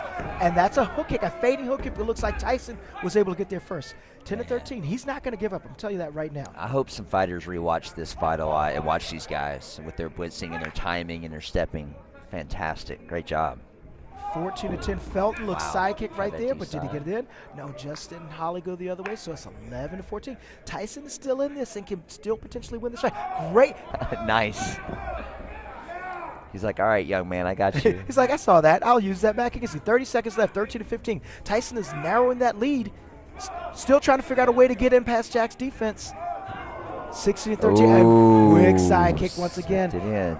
And this is going to make things extremely tough. Not impossible for Tyson, but it's going to be very difficult to squeeze a lead, 5-point lead from Jack. Yeah, that's a tough one. As you see Tyson even turning side kick, trying to get extra points. And at this point, it's pretty much all over but the shout. Tyson hasn't necessarily given up, but Yeah. that amount of points to score and against a seasoned veteran like Jack is almost impossible. And Correct. congratulations to Jack Felton of Team All-Stars. You may have heard of those guys. I think so. And Raymond Daniels up there. Congratulating Jesse Reed, Tyson's father. Those two have battled it out many times, way back in the day. I love Jesse Ray as a coach and representative of his team. He's always respectful and really, has his team always looking sharp. And he runs a great tournament up in the New York area as well. Yes, In the New King York. of New York. Yeah. So shout out to Jesse Ray and his entire group, Next Level. And congrats, Congrats to Mr. Jack Jack Felton. Felton, the actual champion. So, Presenting tonight's award from Century Martial Arts, this is Taylor Greenson. Thank you very great much job for to that. both fighters. Yeah, and thank those guys for the support. Black Belt Magazine, Century Martial Arts. Oh, they were you guys here all have been weekend. Great. Yes. Gosh, they have been great. So again, that was fantastic to watch those guys. You really saw two different eras. Yeah, really two going different at eras. it. Jack's still around. He's still very active at 36. Don't let that, once again, don't let that number fool you. Tyson, long career ahead. And, he's doing this while he's going to college. He's enjoying his first year of school. You got to hand it to that young man. We've gotten a couple times where we almost got a chance to get a training session together. I'm looking forward to it when he's able to come down, or either I go up to visit him. You got to be careful what you ask for. This Did is you true. see Tyson's moves? I Listen, don't know. Tyson, I mean, I know what you got, though. I mean, you got it. hey, it's only going to make me better. It could be quite the lesson, but you know what? I may not record it. I'm just being Not honest. I record will it, not just learn record that. from it, right? Hey, listen. And maybe you could teach him a thing or two. You know what? I might be teaching them a couple things like, yeah, you know what? You don't want to take that punch to your face. You don't want to take that kick to your ribs. But somebody's going to learn something. Yes. That's what's going to happen. You'll learn today. Yeah, you go You're learn gonna today, as today. we used to I say. think that's it. All right, so next up we have more fighting coming up for you guys, and I think we're going to drop down. It is going to be a 2-minute round. Correct. And you got Jake Buick, representing Team Paul Mitchell from Ontario, Canada, and from Laredo, Texas, Diego Gomez. nice.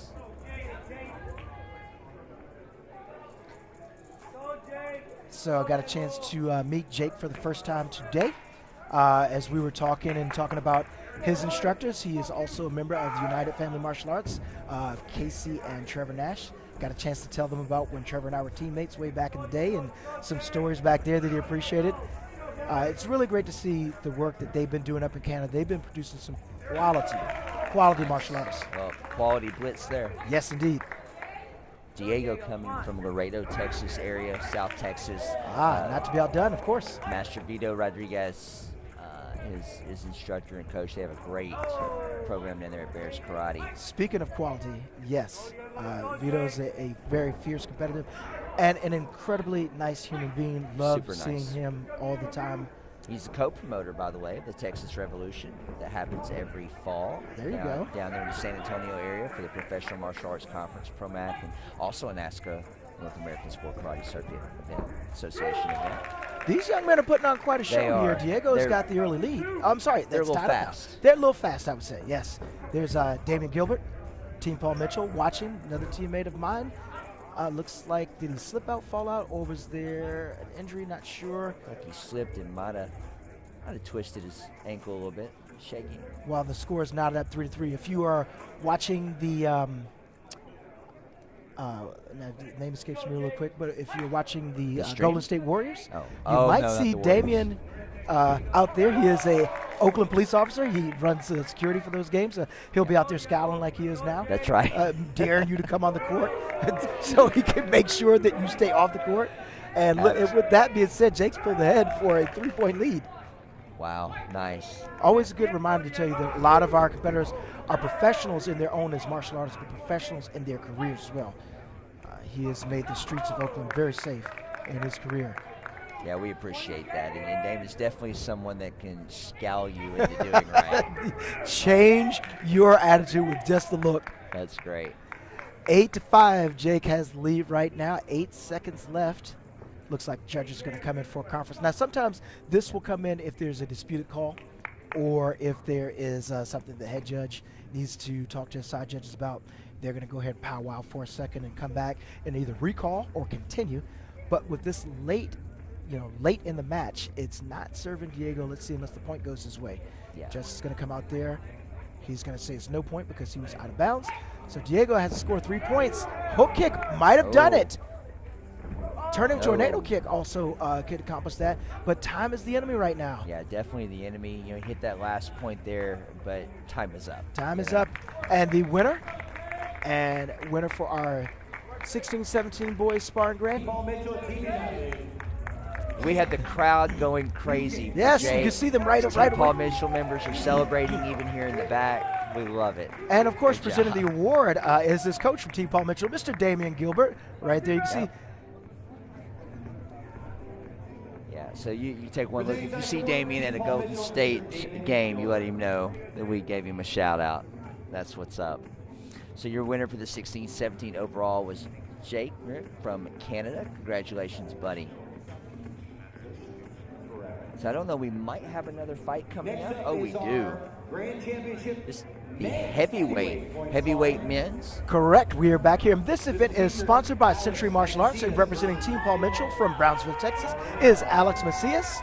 And in the blue corner from Team K-Talk, 30-year-old Pablo Moreno. Now both of these guys can throw down. I love watching them fight.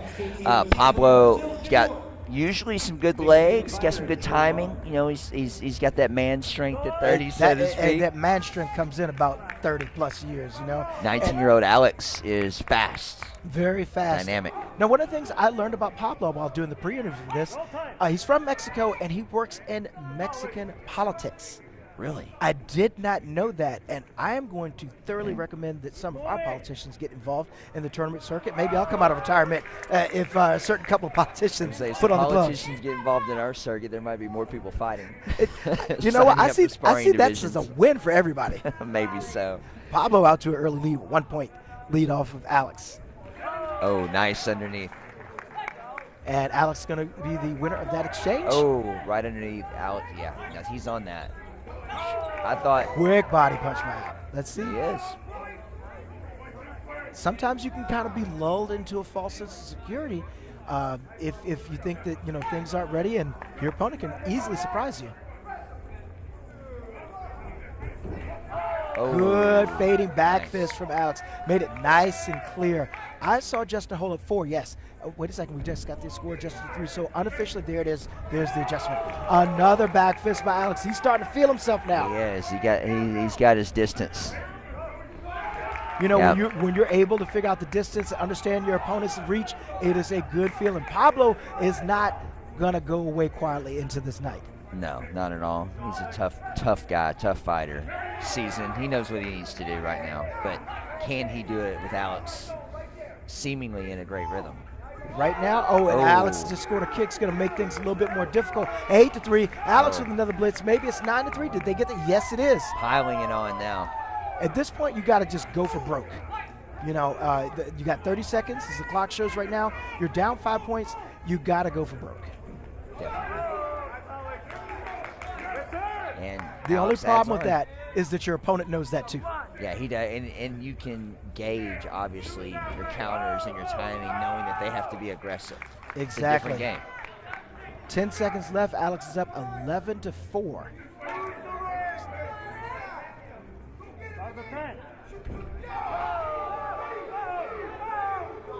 Oh. But we will have a 2-round match. So it's kind of tough going into that. You know what? But if he scored at this point, it's a 10-point spread, and that will eliminate the match. So we will not see a second round.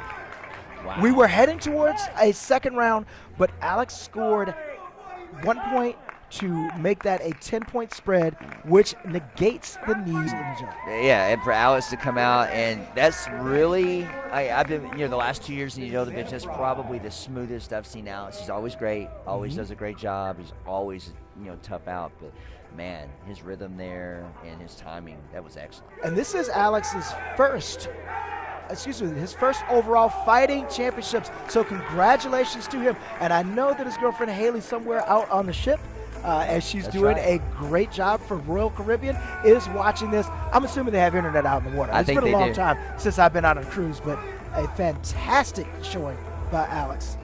Yeah, that's great. He had a great attitude earlier today. I ran into him in between divisions, and he was talking about doing well, in his division, and just feeling good this weekend. Obviously felt that.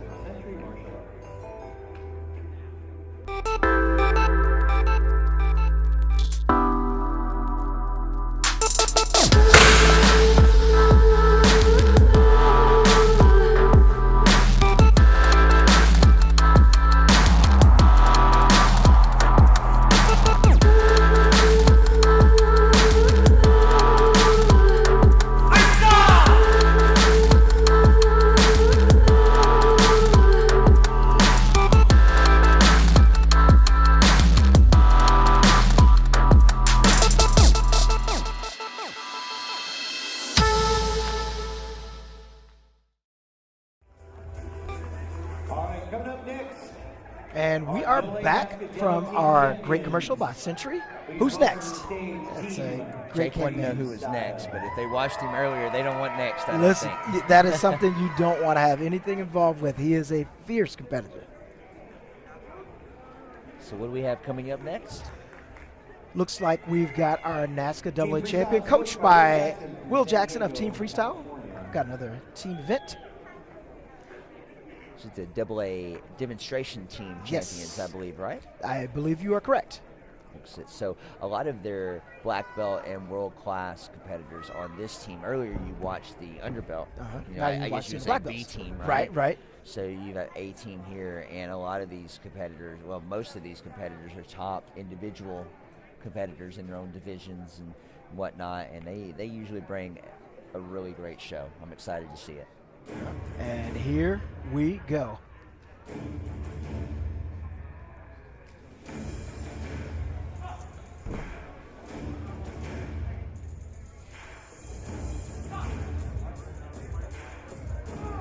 This camera angle really works best for team demo because you can really get a full view of what exactly is going on.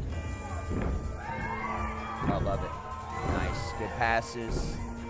Doing a little countdown. That's right, I can see that.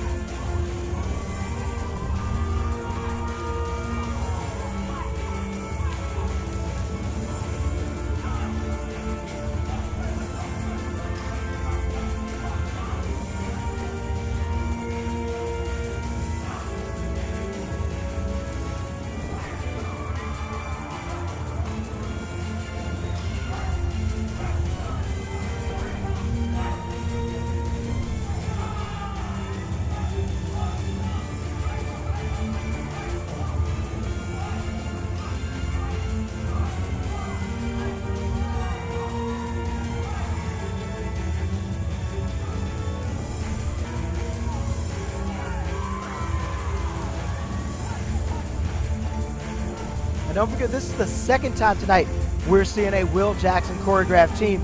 So you can imagine, I mean, he's come up with two distinctively different routines for two different teams tonight. It's been completely different than what we saw earlier. A lot more in this team demo. Yeah, there is, and I think that I'm sure what he does, just from being a school owner and enjoying demonstration teams, I'm sure what he does is he intermixes them together in the community when they have like halftime shows in their communities or local schools or things like that. Can you imagine the power of having this is your best group? Recruiting tool. Oh, great recruiting tool, and everybody can see, you know, their leaders, how they're behaving when you're out there doing that. And think about and the diversity in ages and you know, everyone that's here. Some parent and some kid is seeing, you know, hey, that could be me. Yeah, we're used to seeing it, but when you go to a basketball game or a show, they're not. So That's you never true. know who it inspires. I love it. Great job, Will Jackson and Team Freestyle. All those kids are great competitors. They behave well, great spirits. I've enjoyed them all weekend in different divisions. So, again, thank you guys. Great job. And presenting the award tonight is the promoter from the Cowboy Up tournament, coming up very soon, March 10th, Miss Holly Haggard. I love the Cowboy Up, you know, to give them a shout out. They run a great event down there. New Braunfels, there's only one S, by the way. One S. That's a town joke, I believe, but they mean it. That's a great event. It's now on the NASCA, the North American Sport Karate Association Tour, World Tour. So it's a 4A rated event. It's also part of the ProMAC, Professional Martial Arts Conference, regionally. In the Southwest, we have a lot of events in Texas, and that's really the crown jewel in Texas. It's a great event. Tons of competitors, and Miss Holly Haggard, they're giving out the award. She is one of the hardest working promoters out there, but she's at every world event, a ton of regional events, supports the kiddos. So I will tell you shout one out thing, to them. from my experience from going to Texas for tournaments, if you don't know how to fight, do not go. That's right. They throw down. Just a slight warning. Yeah, they throw down. So as they left the stage there, one more time, congrats to Team Freestyle, Will Jackson. Great job, guys. Thank you. Ooh, now new to the stage, right? Yes. 13-year-old Savannah Augusto. We've got our 13 and under girls forms division, and as Joey mentioned before, new to the stage, but we're familiar with her from our virtual tour events. Savannah Augusto from Orlando, Florida, 13 years old. I love the SMA virtual tour when, you know, things were not as live. Not as live, yes. And even now, the opportunities that it provides for competitors there in different parts of the world to be able to have that, it's still a very valuable tool, I think. Savannah, yeah, seeing her on there was really cool. Yes. And seeing her grow over the last year or two has been great. A couple of memories from that time when we all couldn't go outside so much.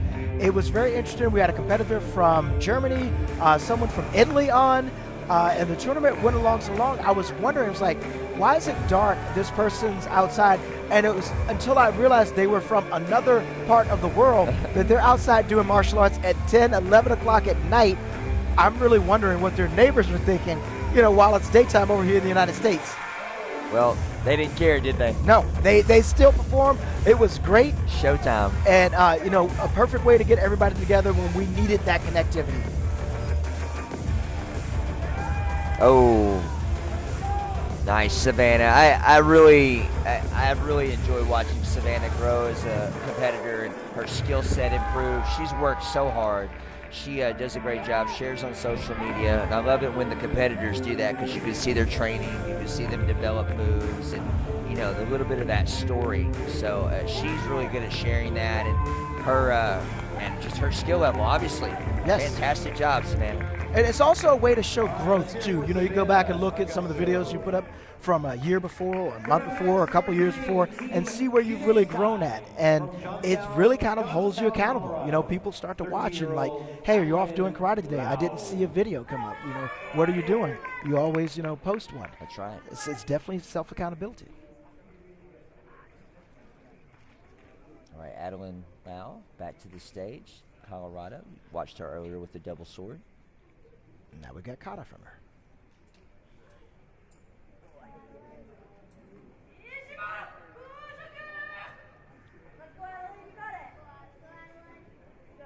without music for this form. Acapella. Checking out some of the comments over the last few minutes.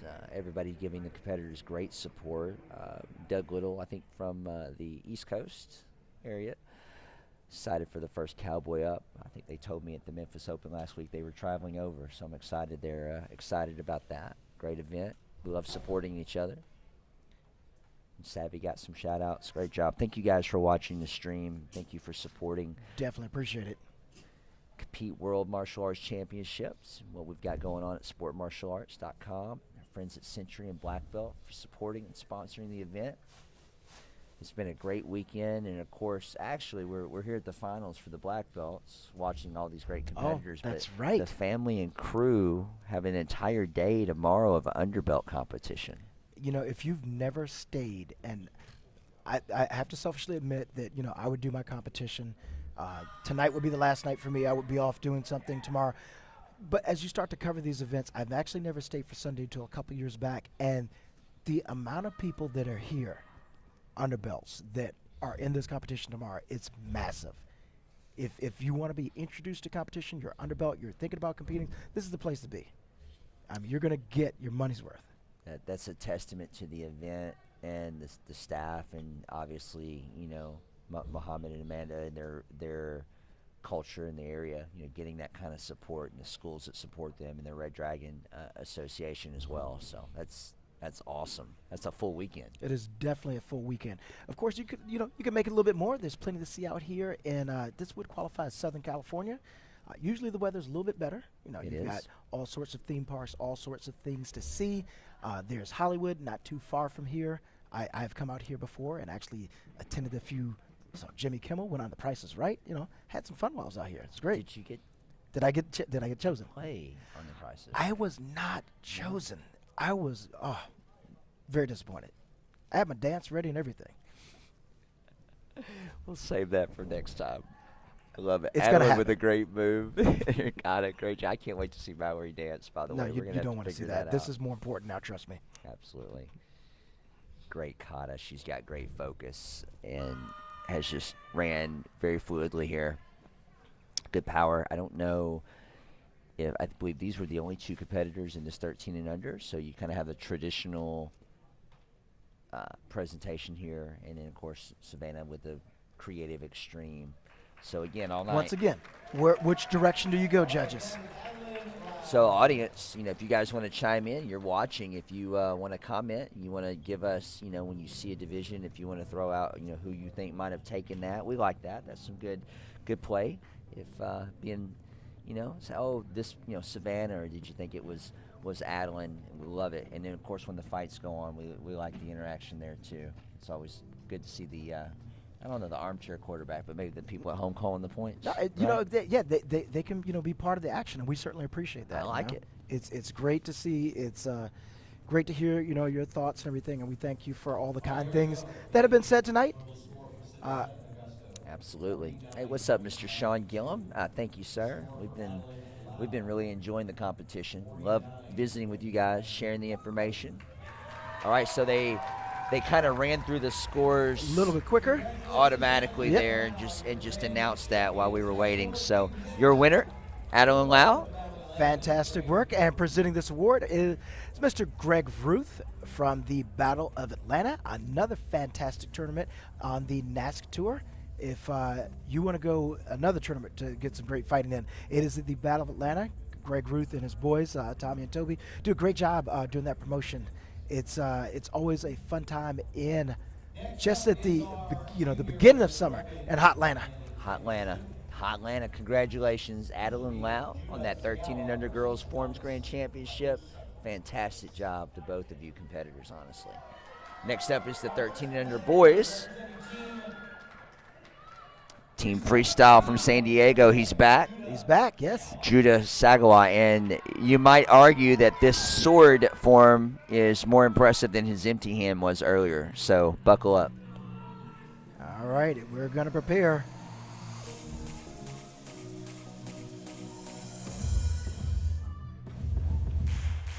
You know, I've always wondered with a lot of our competitors, especially the youth today, because social media is everywhere.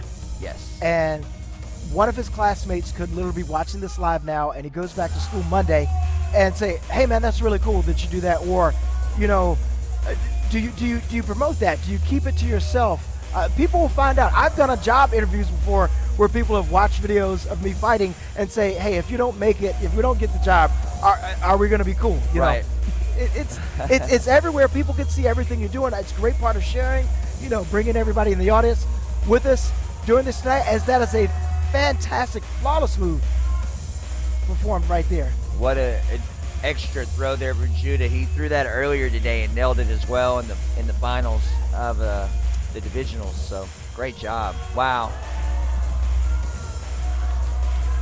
Nice job from Judah. So again, as I mentioned earlier, one of the most dynamic 13 and under competitors. I think he's on his last year there with that group. Fantastic job. Continues to evolve and hopefully a top competitor for years to come. Just like this young man we watched earlier. Yes. In the empty hand, he's back with his katana, which Jackson and I were talking earlier about different weapons maybe being more popular in different regions and different areas. That's true. Out here, the sword, the katana, pretty popular, and probably because of the big Red Dragon influence, would have definitely a lot to do with it in sport karate.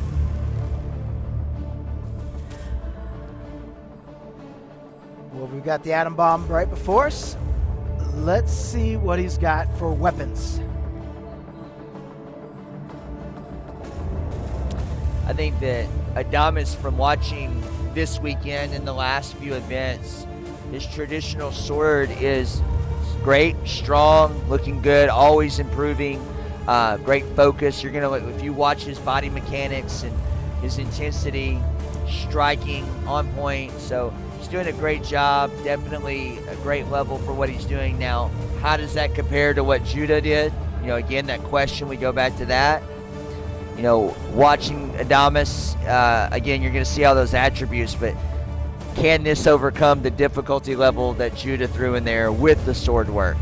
I don't know. That is the question. Yeah. Speaking to his dad again, born in Lithuania, came to the United States at 3 months old. Says he's been to Lithuania, been to the country of his dad, and loves Lithuanian food and loves the entire culture there. Nice. It's a little bit of a piece of knowledge for behind the scenes of some of the competitors. I like the tidbits.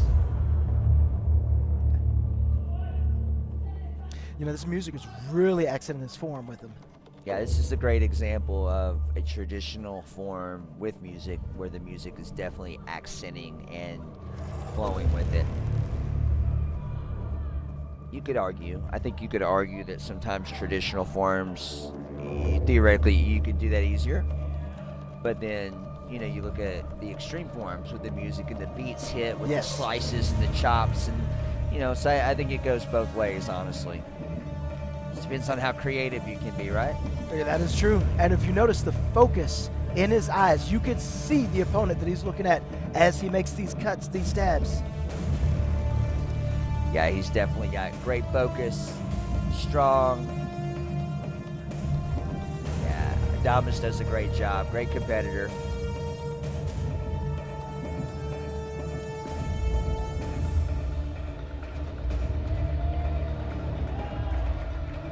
Good job, sir.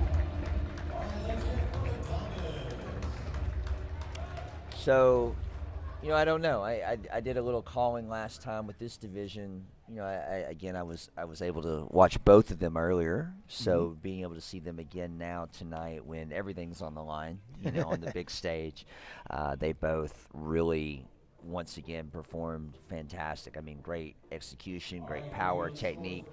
I think it may lead in Judah's favor. All right, let's see. Uh-oh. Wow, Adamas with looks like possibly 49.93. Look at that. I want you picking all my lottery numbers from now. Man, I mean, that was one point, and when you put out the high and low, it got even crazier. Look at that. Wow, man. Adam and Judah, fantastic competition. Those scores were definitely divided. I love to see that. Definitely divided between the judges. It went the other way earlier, and That's why we play the game. That is why we play Love the it. game. Presenting tonight's award is Mr. Willie Aguilar, giving these young men the great award there. That was wonderful. Another good thing about the Mat Action software is that if you had a question, a couple months from now, and you wanted to know, like, hey, what did I score in this division or this tournament, you can go back and look at your records that are all there kept. You can, chart your improvement, hopefully, this time. Love it. I love the Mat Action system and the fact that you can do that. Running the ProMat, the Professional Martial Arts Conference events, and looking at everybody's results and trying to coordinate that. I love the system is so deep for the competitor and the parents to be able to check that. But once you find that, it's great because what did I do? How did I? How did I get along with this? We've got 14 to 17-year-old girls weapons up, and Cody Molina is first on deck. Talking to her earlier, she just started wrestling. She did, and I'm impressed. I love, Cody as a competitor, does a lot of different types of divisions, traditional, creative, extreme. She fights, loves to fight. In fact, she won, I believe, open weight girls fighting for age group last night. So as obviously great as she is at this, she's great at fighting too. So love that. You got to love that well-roundedness. And she was telling me that, I asked her, I said, hey, you've been in wrestling for a couple months now. What is that? What have you gained from that? And she said, mindset. She said, you got to keep a positive mindset because I found out that when you're learning, especially something completely new, and wrestling is a martial art. Yep. Learning something completely new, that if you start to have doubts or you start to have negative thoughts come in, it's going to affect your entire performance. So she says she has learned through the grind of wrestling to keep that positive mental attitude. I see her going very far in that, with that, just being able to testify to that. Yep. And I can't wait to see where she's going to go with it. A little shout out to the entire Molina family, their energy, their attitudes, their positivity. They're always working, always supporting. Great job, Cody. So that was Cody's traditional bow, great intensity. Great job, ma'am. And she had taken a little break from Diamond Nationals last year at the end, and Memphis Open last weekend was her first time back. Did great. Looked awesome up there. So great job. That was a little bit of Texas for you, Molina. I tried a little bit of slang there. All right. So her dad will rib me about that one later. So great job, Cody. And next up, Maria Ferguson. I was able to watch her in the divisional rounds today, and she brought a lot of power, a lot of intensity, a lot of great focus. Was very impressed. So I expect to see that again here.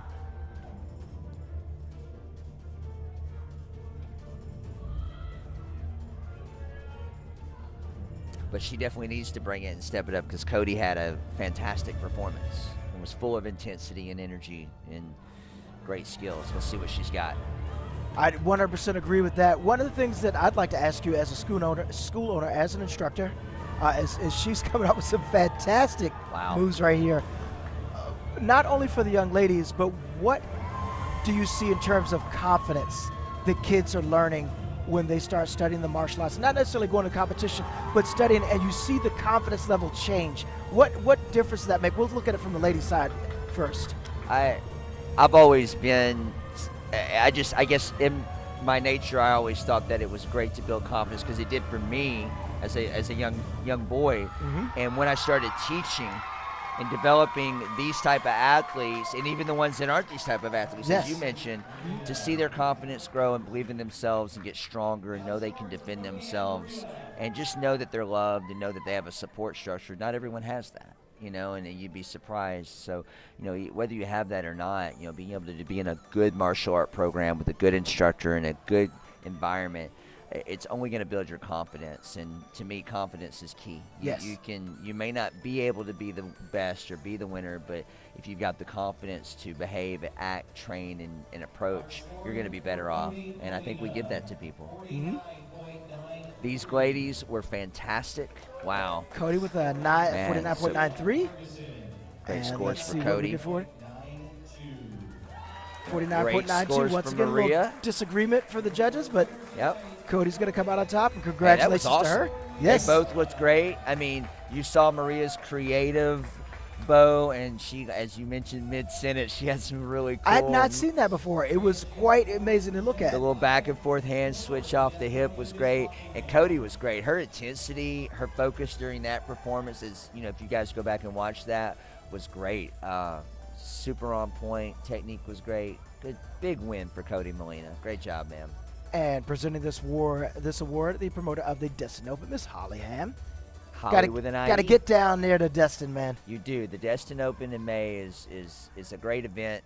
Obviously, I'm biased about that. Not at all. But the weather in Destin in May is pretty good.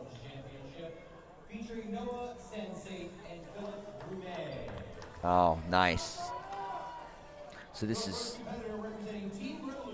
14-17 boys forms overall. And you can probably hear Chris on the microphone there, representing Team Revolution from London, Ontario, Canada, Noah. Now, Noah won the traditional grand earlier today. That earned him his spot here, and he did. He looked fantastic during that performance. I expect this to be very clean, very powerful, nice form, and he's going to need to nail it because his competition coming up, Philip Brumet, is definitely going to be a high flyer. When you when you go to a format like this where there are two competitors, and sitting on the other end of the bracket is someone like Philip, you've really, it encourages you to push it, to do your best, to absolutely leave no question unanswered. And I believe you get better competition from that. I think you do. I mean, as a competitor, I didn't mind where I went. I actually would, as far as in an order or whatever, I would like to go first and set the tone. And sometimes that worked to your advantage. But a lot of times, obviously, going last or going at the end, you can see that and motivate you and push. And I think when there's only two of you, if you don't have any room, to mess up very much because it's just eyes on two of you there. It's very comparative. And man, when you're going, like you mentioned, and the competitor behind you, and you know what they can bring, it's got to push you. That's true. And, that's always been a debate. Do you want to go first or do you want to go last? Do you want to go first and, like you said, set the tone? Or do you want to go last, see what the competitors got, and maybe help motivate you? But you know what? Sometimes I've found that ends in a lot of ties, which means then now you got to step the game up again. I know, and that's killer. Ricky Bobby said, if you're not first, you're last. I don't know. I just want to remind everyone about that. Not sure. Noah's doing a great job. Nice kata. Again, as I mentioned, I expected his focus to be strong, breathing elements, great dynamic, when he's doing the transitions there. Hey, you want to see something cool? This is how interactive we are. Where's the Team Revolution support in the chat? And now we wait for that to go out there and wait for the interactive. Wait for the Team Revolution people to chime in. Exactly. This is almost like, you say something and people react. This is the coolest part about doing this. I do like that. That's great. Thank you guys again for watching the stream tonight. We appreciate you. Great job, Noah. Good performance. Smooth. Great job. You should be proud of that.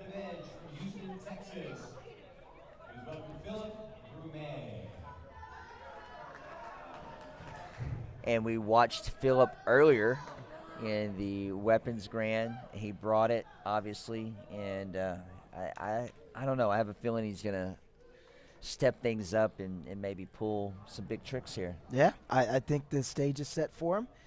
I like how he comes to the stage, kind of gets himself, a little bit hyped up. He takes his time, takes command of the room, calls for his music. He definitely has been doing that, kind of owning that stage moment, right? Exactly. A little Not stage, in a hurry. I like it. Oh, nice. So swing through court to the full, great balance. All right, going to start off strong here, probably throw a combination to take his way across the stage. Probably next, I would bet. Here we go. Nice. I love that double cut kick. That is it just looks so impossibly smooth. hard. Oh, He made it look smooth. It's funny that you said that because it's one of the hardest kicking tricks that you could possibly do right now that people can throw. That's fantastic. And there's the support for Team Revolution starting to filter in. Nice. Oh, there we go, Philip. Great job. He nailed it. I mean, again, from this angle, judge sitting over on the corner there may have seen this or that from either competitor. What do the 5 judges see, you know? I mean, from this angle and viewpoint, I mean, great job representing the type that they did. But I think from this chair, from this moment, I think I would have given that to Philip based on the difficulty. But again, it could be that's different. why we have judges. And That's they may why we look have at things judges differently. And, you know, 6 people beside me may see it differently. You never know. But in this case, they saw that my way. I'll take it as a win. You'll take it? Take that as a win? Yes. A big win for JP. Now Well, here's just what 'cause I'm I wondering. guessed, you know. I'm wondering if John Polite is going to stand somewhere different this time. Let's see. He's going to stand right in the middle this time. The guys are helping him out. Look at him. There you go. kinda They're going to helping corral him in. You help that guy. Make him look good. Great job, guys. Noah and Philip. Appreciate that. They're professionals. Yeah, they are. They're the pros. Great job, Noah. That was nice. And Philip, congratulations. Big win, buddy. Good job. And, of course, not to be remiss, the Toronto International Tournament of Martial Arts and Champions is what Mr. John Polite represents. That's a fantastic tournament up in Canada as well. And we're going to start the men's traditional overall forms. I'm going to tag in Mr. Jackson Rudolph. Nice. All right. Have a great break. So as Jackson makes his way in here again, this is the men's traditional forms overall. So this is all traditional kata. So no CMX, that's the creative, extreme, musical. Not that any of these competitors won't use music. It's just this is all traditional. So I believe we have 4 competitors total. Again, first up here from Paul Mitchell out of Connecticut. He's 36 years old. Uncle Sam, they like to call him, Samuel Diaz. You know a little bit about this competitor, right, sir? I was about to say, what is it, Joey? I step in the booth and all of a sudden a Paul Mitchell competitor spawns on stage. I think there's something to that. What is it? What's the deal? We're up to no good. You had to come right in for the Paul Mitchell division. Of course. And you know, this is the kata that Sam considers his ace, Kishimoto no Kusanku. This is his favorite form to run. He reps it more than any of his other forms. But one of the things that I respect most about Sam, he reps all of his kata. He does. Every single form that he knows from his curriculum, from his traditional training, he reps all of it. And sometimes in the divisions, he'll go ahead and come out with a new one just for the fun of it. Just to do it, right? That's awesome. It's kind of like Joey Castro had a little bag of that as well in him, right? You know, Absolutely. I love these guys. I love we talk about having the different talent sets to do different types of divisions, but to your point you just made, in traditional, there's so much different things you can do, so many different types of kata you can do, different ways you can do it, and you know, to have a master level like Sam be able to do that's pretty impressive. Absolutely. Nice. We got all our winners walking by the booth there as Sam's performing. Great job, kiddos. Look at that. Sam got up just like the youngins. He's going to yell at me for saying youngins. He's only 36. But honestly, that's one of the most impressive things about Sam Diaz is that he competes in both divisions. Not only does he compete in the 30-plus, he also competes down into the 18 to 29 with all the young guns that are just coming up into the division. And as you can see with him being in the finals, he beats them. He does. He's consistent, makes the finals. Winning his divisions, but obviously being in the mix here. He's solid as they come, and such a gentleman. He's a nice guy. Nicest guys in the sport. Or at least to me. Maybe I haven't crossed his way, right? Can confirm, Sam Diaz, good guy. Great guy. All right. Next up, Team LeClaire. I think we had a little skip in the list there. Make sure we don't accuse William of being 50. William's 25 years old. William Smart from New York. We talked about the LeClaire team a little bit earlier during the fights, and their Master LeClaire and his team doing a great job. And the fun fact about William Smart is that, to my knowledge, he was the last Korean practitioner to win a NASCA overall grand championship in the men's division at the Ocean State Grand Nationals of last year. Really? And Ocean State would not have been the tournament I thought that he would have pulled that off. Interesting. So I know there's the growing movement for there to be more representation of the Korean division that we see on social media. So William Smart, their sole overall grand championship winner from the last few years, representing well once again here tonight. Great pace, kicking technique, rolling of the hips, especially doing a Korean style. Again, there's versions of Korean styles just like there would be Japanese and different, different arts. But they're very Tangsudo based. And it's funny, not funny, but interesting speaking with Master Leclerc about how they vary what they do traditionally on the open circuit. And of course, everybody, does that or plays that game. But I love to see what's mostly a pure traditional form here. Great job. And some of the best redeeming qualities of the Korean style, whether it be Tangsudo, Taekwondo, or otherwise, is their kicking, their balance. It displays a skill set that you don't normally see in the traditional Japanese karate and all of the variations within. Yeah, most of the kicking much higher, for its own reason. But being able to execute those high kicks and dynamic kicks is not for everyone. While he's working on closing out his form here, I've got a fun Tangsudo fact for you. All right, lay it on me. So for the people at home, did you know that Tangsudo black belts are not actually black? They are midnight blue. It's a very specific factoid about the Tangsudo style there. Shout out to all the Tangsudo practitioners. So if you're a Tangsudo midnight blue belt, we got you love, man. That's what's up. Yeah, the midnight blue was a good choice. I remember when I first found that out. I'm like a midnight blue? Like, really? Not just black? That's kind of cool. A little different. Maybe Chuck Norris had something to do with that, right? Doesn't Chuck Norris have something to do with everything? With everything. But anyway, here we have... We won't do Chuck Norris jokes. We might, but we won't. We have on the stream before. But here we have Diego Rodriguez Flores returning to the stage. We saw him earlier in the Team Sync division competing with his sister Sophia. And he is performing the kata Sansai, one of his ace katas. And you know you're good if you've got plural ace katas, not just one. Right. Ace katas in your pocket. Which one of these do I want to pull out? He's got all 4 suits of ace.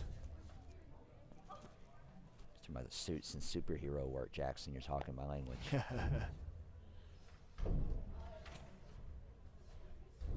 Thank you guys on the stream in the comments. Kay, we saw you chimed in. Thank you guys. It's okay that you were updating your gram. We got you. So you guys are hopefully sharing the stream here, sharing these great martial artists just like DG, and watching him earlier with Pia. They're always fantastic. Great pacing, just fun to watch. And Joey, we're in the booth at the back of this ballroom that the night show is taking place in, and we can hear Diego's power from all the way back here, plain as day. I love it. That's a sign of a great athlete, great practitioner, and a great gi all together, right? Love it. He's powerful. Just watching him grow up the last few years and continue to get stronger and more dynamic and winning quite often now in the 18-plus traditional divisions. And we're in an interesting era in the men's traditional forms division where we seem to have moved on largely from the era of Ariel Torres, and Joey Castro isn't competing as much as he used to. Right. Mason Stowell has largely transitioned to focusing on the WKF. And so now a lot of these young contenders on the North American Sport Karate Association World Tour, they're trying to prove themselves as that next person to dominate this division. Yeah, there's a battle going on. I think Diego is definitely at the top of the mix, especially with that age group. Great job, sir.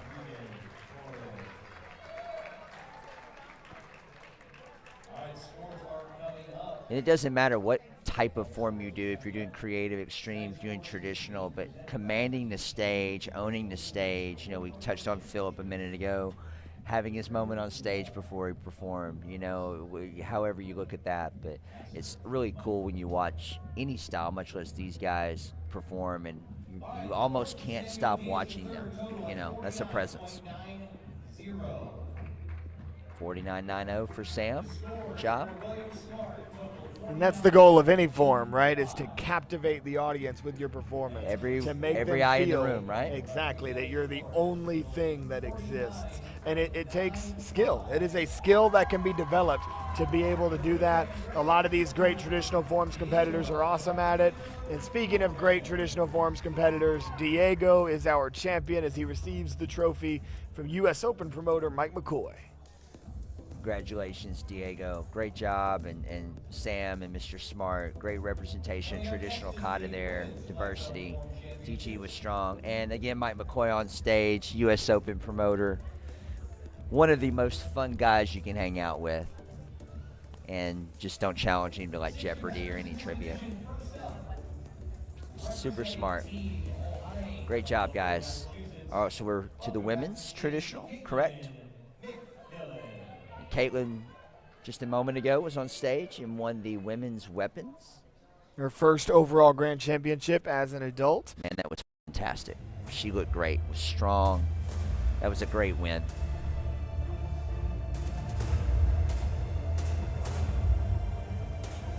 Now for the Women's Forms Grand Championship, this is once again every division combined. Creative, musical, extreme, traditional, all of the different variations of traditional. Korean, Japanese, Kenpo. You'll see a little bit of everything in this division. Looks like we're getting a creative form from Caitlin McMillan.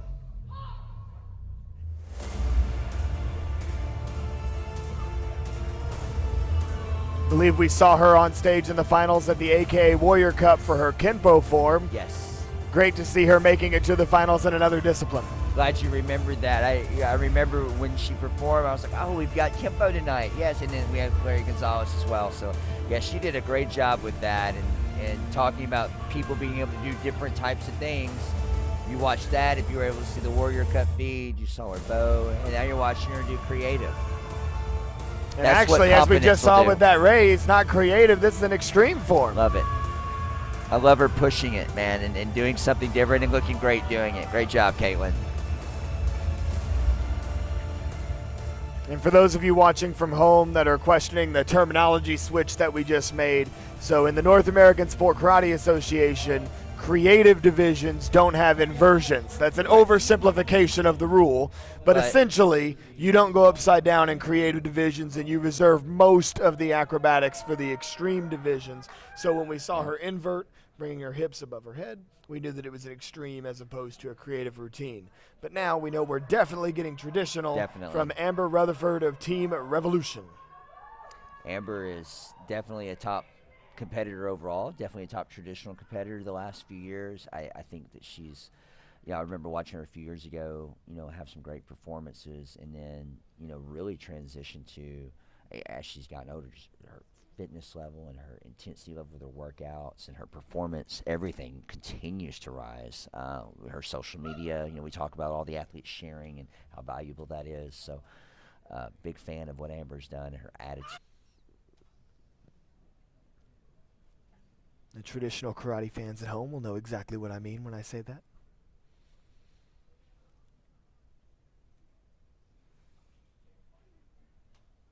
Oh, hey, I like my audience at home giving Caitlin and everybody some love for what they were throwing. That's right. You should share that positivity. They got to go for it. Nice combo from Amber there. Good pace. Representing Team Revolution, we've given them shout-outs tonight, and most deservedly so. And you mentioned that opening combination from Amber. That's one thing I love about Anand in particular, is just the pace of this kata. Yeah. It's got these good combinations of these explosive palm striking techniques, smooth transitions between the stances, and that's the reason that it's a very popular kata on the circuit. It is. And if your dynamic is strong, you understand that explosiveness. It's a great kata to perform, She obviously does it well.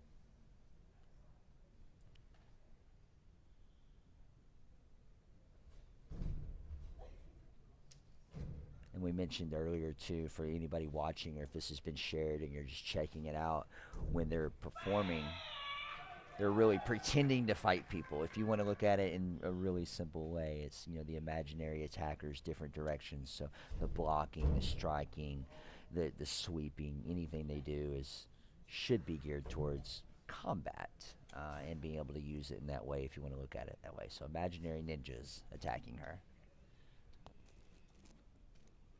I don't know if Jake left any of them earlier, but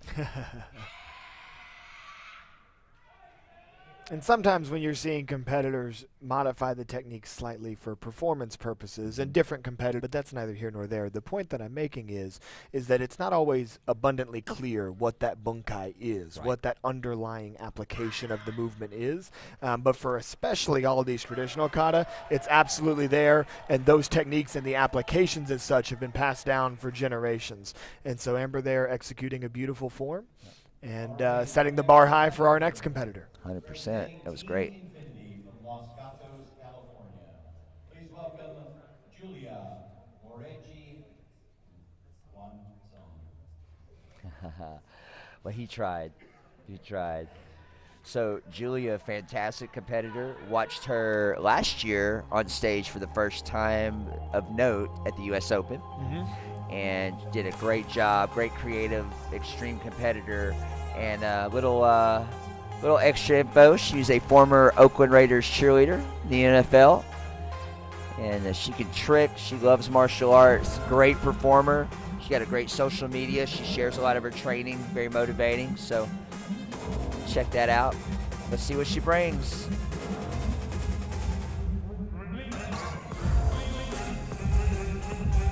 Nice hand combo with the deep front stances. That's one thing that you always love to see in any creative or extreme form, is when a competitor is still hitting those stances at full depth as they're throwing those high-speed techniques. That's right. I love it. Hey, great combo there. She's bringing it. Nice. I think Mallory was stuck on that she was only 4'11". Earlier he wanted me to mention that really badly. So there you go. There's your shout out. And I'll let Julia deal with you, sir. That was a great beat twist combo from her coming across. Didn't expect that. And a nice Hawkeye coming off of that simulated throat grab there. Her tricking is up there. Great job. Way to go, ma'am. And we've really seen her elevate her game since getting that opportunity at the U.S. Open last year. And the U.S. Open last year was one of those situations where, and we've seen this in the women's division several times over the years, where there's the incumbent champion that seems to be unbeatable. Last year, that was Haley Glass. And there were moments at the U.S. Open with an invitational finals where it's like, who is it going to be? Who's going to be that person that challenges Haley? And she's someone that was found along that search. Now, and Haley Glass, who we brought up earlier, is somewhere in the middle of the ocean on a cruise ship, is definitely one of the best. Now on stage, we've got Eva Cooper representing Kick Team, a team of my childhood. Yes. Little young Juan action. Yeah. Little shout out to you, sir. And the trademark sidekick of anybody on Kick Team. Yes. Definitely. Mainly out of Georgia area. I think they expanded when they did some different teams. But, yeah, the kicking and the taekwondo prowess is definitely expected from them. I'm feeling so much nostalgia right now. A little bit, right? You don't feel like we're back in Georgia, Tennessee, somewhere on the RSKC circuit, do you? I'm pulling that West way back. It might have been before his time.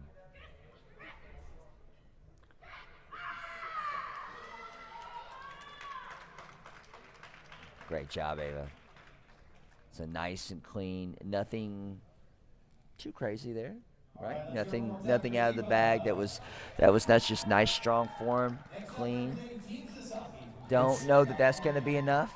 Sometimes that's the best thing you can do. Is just go out there, be clean, and see what happens. Yeah, I love the fact that she made the stage and looked clean, looked good doing it, and now Caitlin Donart on stage, and now we're getting our representative of the Kenpo art. Did not get to see her earlier. I'm glad to see this on stage. And Joey, we were talking a little bit about the application of various techniques in traditional forms. This is considered a traditional form, what she's doing right now. But whereas other styles tend to try to adapt their forms more to make it more appealing to the eye from a performance standpoint, Kenpo stylist, they don't care. Kenpo's like, we're going to do the exact things that we would do if we were fighting somebody, and we're not going to worry about what angle we do it at. Right. We're not going to worry about how good it looks to the judges. We're just going to do Kenpo. And that's one of the things you got to love about it. It's like a Kempo creed, maybe some of our Kempo practitioners will chime in and let us know. It's like we refuse to change it, but they don't have to. It looks fantastic. No flips, no tricks, just Kenpo. Just Kempo do, as Joey would say. Shout out Ross Levine, too, for that phrase. Yes. Great job. Her pace is consistent here, and that's Kempo. Usually there's not much stopping the flow, turn to turn, as you mentioned. It's very combat-oriented. Great job, ma'am. And somewhere, Larry Gonzalez is smiling. Oh, he's super happy. He's ordering a new pair of Nikes right now. Shout out to your shoe business, sir. Much love. Good job, ma'am. I'm not sure I'm familiar with this competitor. Can you help me out? You know, it's almost like they wanted me in the booth for this division for a reason. It was a setup. I love it. So representing Team Paul Mitchell, Gabrielle has been on top of the traditional women's division and fighting out with the best in the world in different areas. And, of course, you can talk all about her expansion into different areas. On the mat, she's certainly one of the best. Great poise, grace, presentation, power. Always doing a difficult kata, especially in the finals. So I like to see her push that. I'm sure you can add for me, but there's a little something you didn't have to say. Well, Joey, I look to let you do a lot of the talking for this form to avoid my very blatant bias towards my wife, which I think is understandable. It is. You might get eaten up in the comments. No, people would understand. It's been great to see you guys over the years as well. So shout out to you on that. Gabrielle's coming out great. Again, always great poise, focus. Breathing is on point. If you notice, and you can see this with the other competitors too, but as she's executing, the breathing and the posturing, it's not something that every competitor completely understands. You know, she's always been really sharp at that. And I do have a story to share because as fans of sport karate who follow the sport may see, she's wearing a new uniform this season. Recently recruited to Team Paul Mitchell Karate.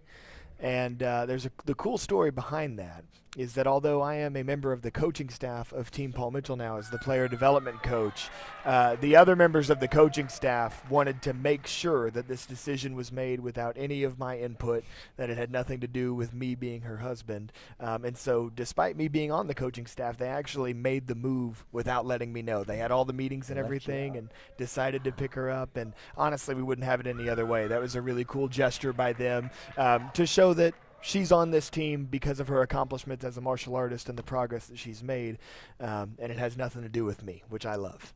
It's a good story, but she definitely earned it lovingly with or without you, right? That's what's Absolutely. up. That's what's up. Fantastic. Yeah, and she's nailing this. She's been smooth, as I mentioned at the beginning, that I expected it, to have a great flow, nice. And this is always the part where, as her husband, I sweat a little bit more. A couple of difficult balance techniques coming out of these cat stances. Here's one of them right here.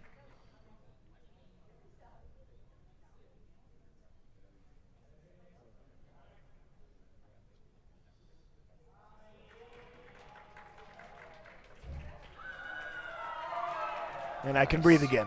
Nailed that one. Andrew, I hear you, man. Nate Andre, that dude's a legend, too. Super tall.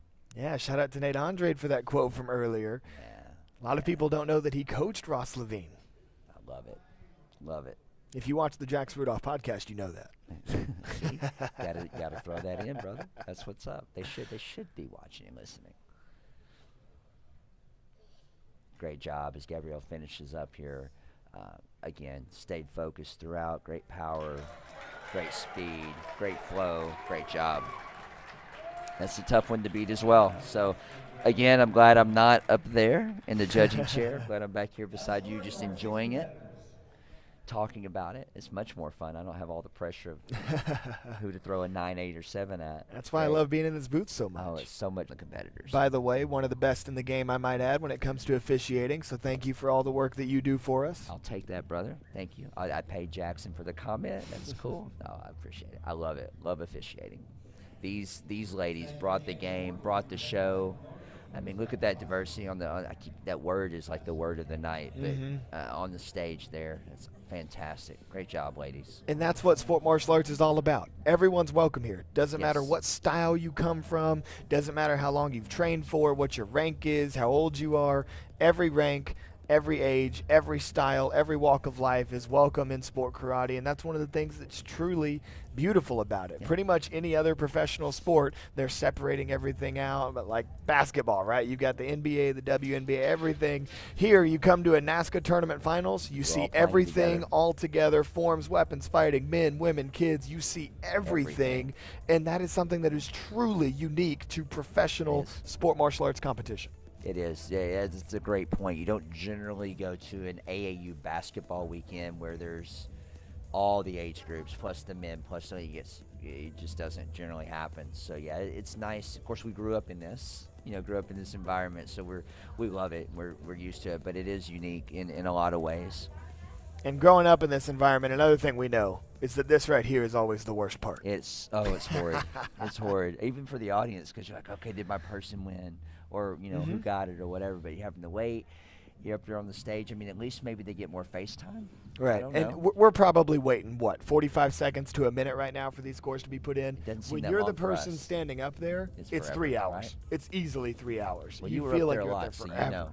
right? Oh, I yeah. mean, when there was malfunctions or when the judges just had to think, whatever the situation Oh, was. tiebreakers were the worst. Yeah. When there's a tiebreaker, especially before we had fancy mat action to take care of us and break our Right. ties for us, when we had to break ties on paper by hand and everything, Different thing, right? that was not fun. Different thing. That's why you always try to, just win and not have a tiebreaker. Not leave it up to the judges in that way, right? Right. That doesn't always work out that way. Hey, thank you guys again for watching the stream tonight. We appreciate you. We know we've got a few more things to go, obviously, so you guys are hanging in there. And we're on California time, so I don't know if you guys are at home. I've been watching some of the you guys chiming in. I know you're on the East Coast, whatnot. Probably getting late there, right? Just a little bit. But thank you guys for hanging in and watching, and make sure you're sharing. We appreciate you sharing all the athletes and the love for the sport. So, even though Jackson's not in the finals tonight, we got a little bit of namesake. A little bit. A little bit. A little bit. But I'm used to being behind the scenes now, and I like it. It's Sorry, time. man, It's you're time for killing it. some new athletes to have the spotlight. And coming up in the men's CMX weapons division, the division that I used to call home, we're gonna get to see some of those new stars, new I'm kids on the excited. block. I'm excited about that. I think that Esteban made the final tonight in weapons. Is that correct? Yes, he's in the So- finals, and interestingly, to add a little bit of drama to our storyline, I saw an Instagram post from Esteban after the Friday night eliminations where his caption was, "I'm taking the reins," Oh. as if he is laying claim to that men's CMX Oh, I weapons see. division. I see. He's going to run with it. Okay. All right. Air Canada bringing it hot. I love it. And with that mentality, I will say the apple does not fall far from the tree in terms of coaching or in terms of parenthood, Of his actually, father, right. with his dad being a competitor too. Yes. Yeah, his dad Eric was a great competitor, and of course that's 30+ divisions. But I think at the end of my little comeback, at one moment I got to compete against him a few times, and it was great. He's always so intense, and so sharp, very just always on point. Very rarely messes up, so he was hard to deal with, And Esteban is just taking it to another level, so I know his dad's proud. And you bring up a great point there about consistency and about how that making a competitor hard to deal with. And truly, over the course of a season, that's the name of this game in sport karate. The consistent competitors are the ones who are typically going to win the most overalls because they give themselves the most chances to do so. And speaking of overalls, we're getting some scores, so let's see how this thing shakes out. Very nice. Of course, you're typically looking to pull at least 4 of the 9s, right, in a situation like this. But with all of these competitors and all those judges, I think it's going to be a little bit everywhere. It looks like 2 of the 9s came off the board from Amber Rutherford. Still 5 9s to be given.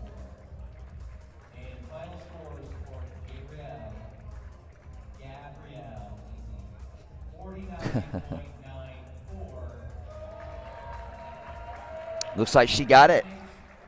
Wow, I could was do that let you math. announce it. I could do that math. Excellent job. So that was a great division. A lot of great competitors. They looked awesome. But your overall champion for our women tonight, Miss Gabrielle Dunn Rudolph.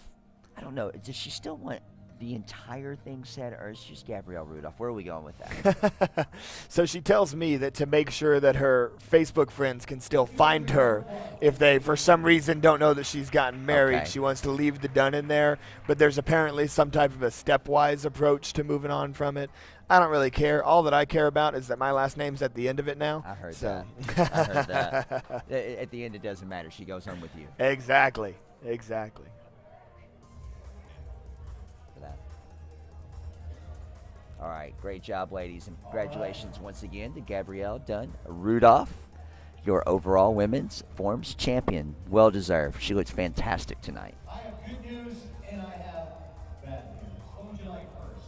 Only the good news, Chris. If you can hear him at home, he's got good news and bad news. This is the last event of the night.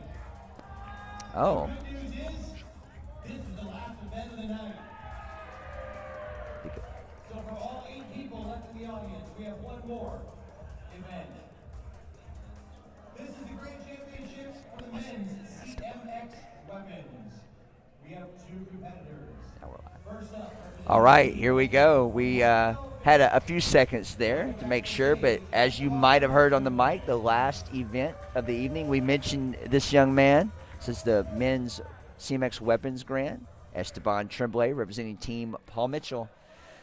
I've been high on him. I've talked him up. He came through for me at AK. It's kind of like if I had I don't know. I know there's a sport karate, what am I looking for, a game? Like foot fantasy game. I need to be on the fantasy game. I got to talk to people about that. And Joey, I am on the edge of my seat for this division. One of the most rare things that can happen, because there's typically a whole bunch of people in the men's weapons fight. Esteban Tremblay and Dawson Holt. This Wow. is Esteban taking off in this opening section.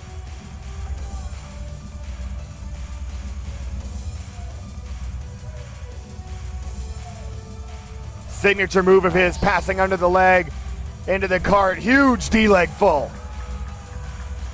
Wow.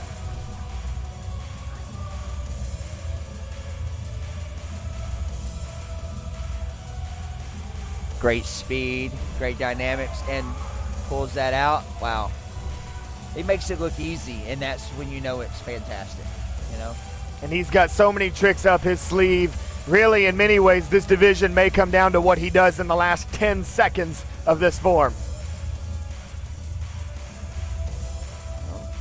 Slow rhythm on the throw. Nice. There it is. The Webster caught it clean as can be, and Esteban Tremblay brings the house down as this show is coming to a close. The infamous Webster catch that so many athletes on the World Tour have been challenging each other with over the last year or two, and he just landed one of the cleanest ones that I have seen, and setting that bar for his competitor, his friend, his teammate, in my opinion, the best sword competitor in the world today, Dawson Holt. Mr. Clean. Not quite as clean as Amber Rutherford's lashes were in that last division. I did want to give her a shout out there. But let's respect the drip. Have you seen this Hakama? His Hakama is on point. Great job. I don't know where he got that from. I'd love to give them a shout out, but that's on point.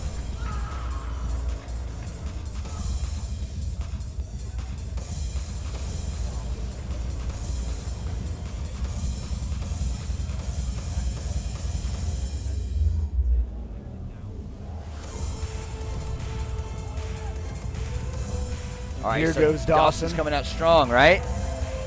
And one thing that's crazy about Dawson is those double rotations of the sword. Most of the time when you see competitors do sword releases, the blade only rotates around once. He very frequently has the blade rotate around twice, and he just misses that left-handed catch. Oh, I hate that. All right, let's go, Dawson. Finish strong. Show him what you got, man. The only good thing about this is sometimes when a competitor knows that it's already over, they just go for something crazy at the end for fun. And there's a 720 with a sword, and then he says something to the judges. That was nice.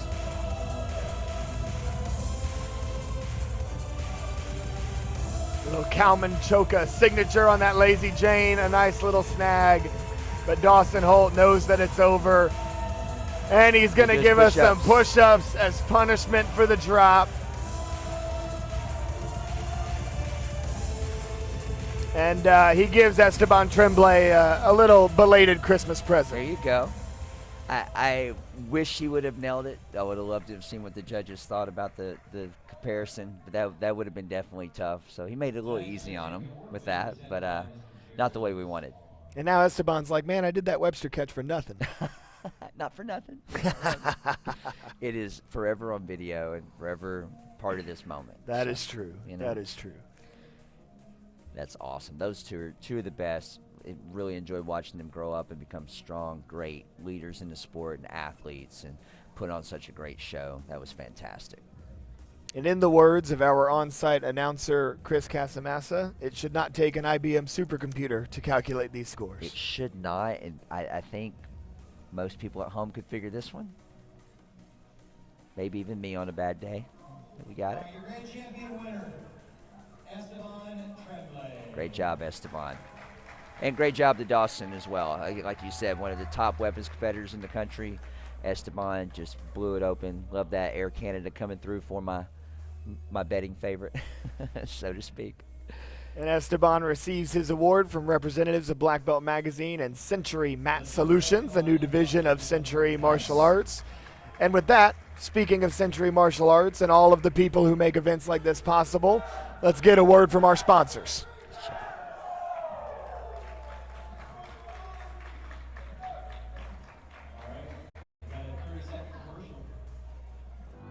A good workout can be elusive, disappearing the moment you look away at some other interest in your schedule.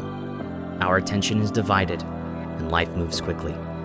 It can pass you by, even as you're living it. But not you.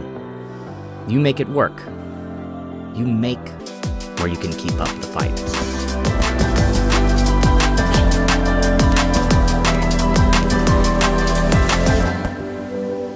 The perfect at-home workout lives on in a new age.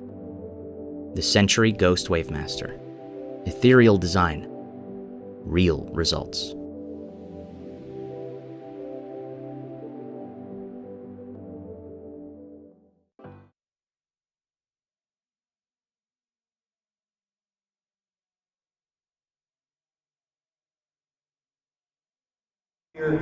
Century Martial Arts Top 10, Black Belt Magazine, Mat Action, sportmartialarts.com, and more. We appreciate each and every one of you. I'd like to thank the entire Paul Mitchell team for yelling in my ear all night. Good night, everybody. We love you all. Remember, guys, we would like to thank you for watching the stream. Thank you for sharing. sportsmartialart.com, Black Belt Magazine, Century Martial Arts. Thank you guys for your sponsorship. My man Jackson Rudolph. Absolutely. Joey, it's a Thank you, pleasure buddy. to share the booth with you. Shout out to Mallory Woods as well for being one of legend. the best in the business at this commentating game. Yes. It's an honor to share the booth with both of you guys. This was a lot of fun tonight. World-class martial arts.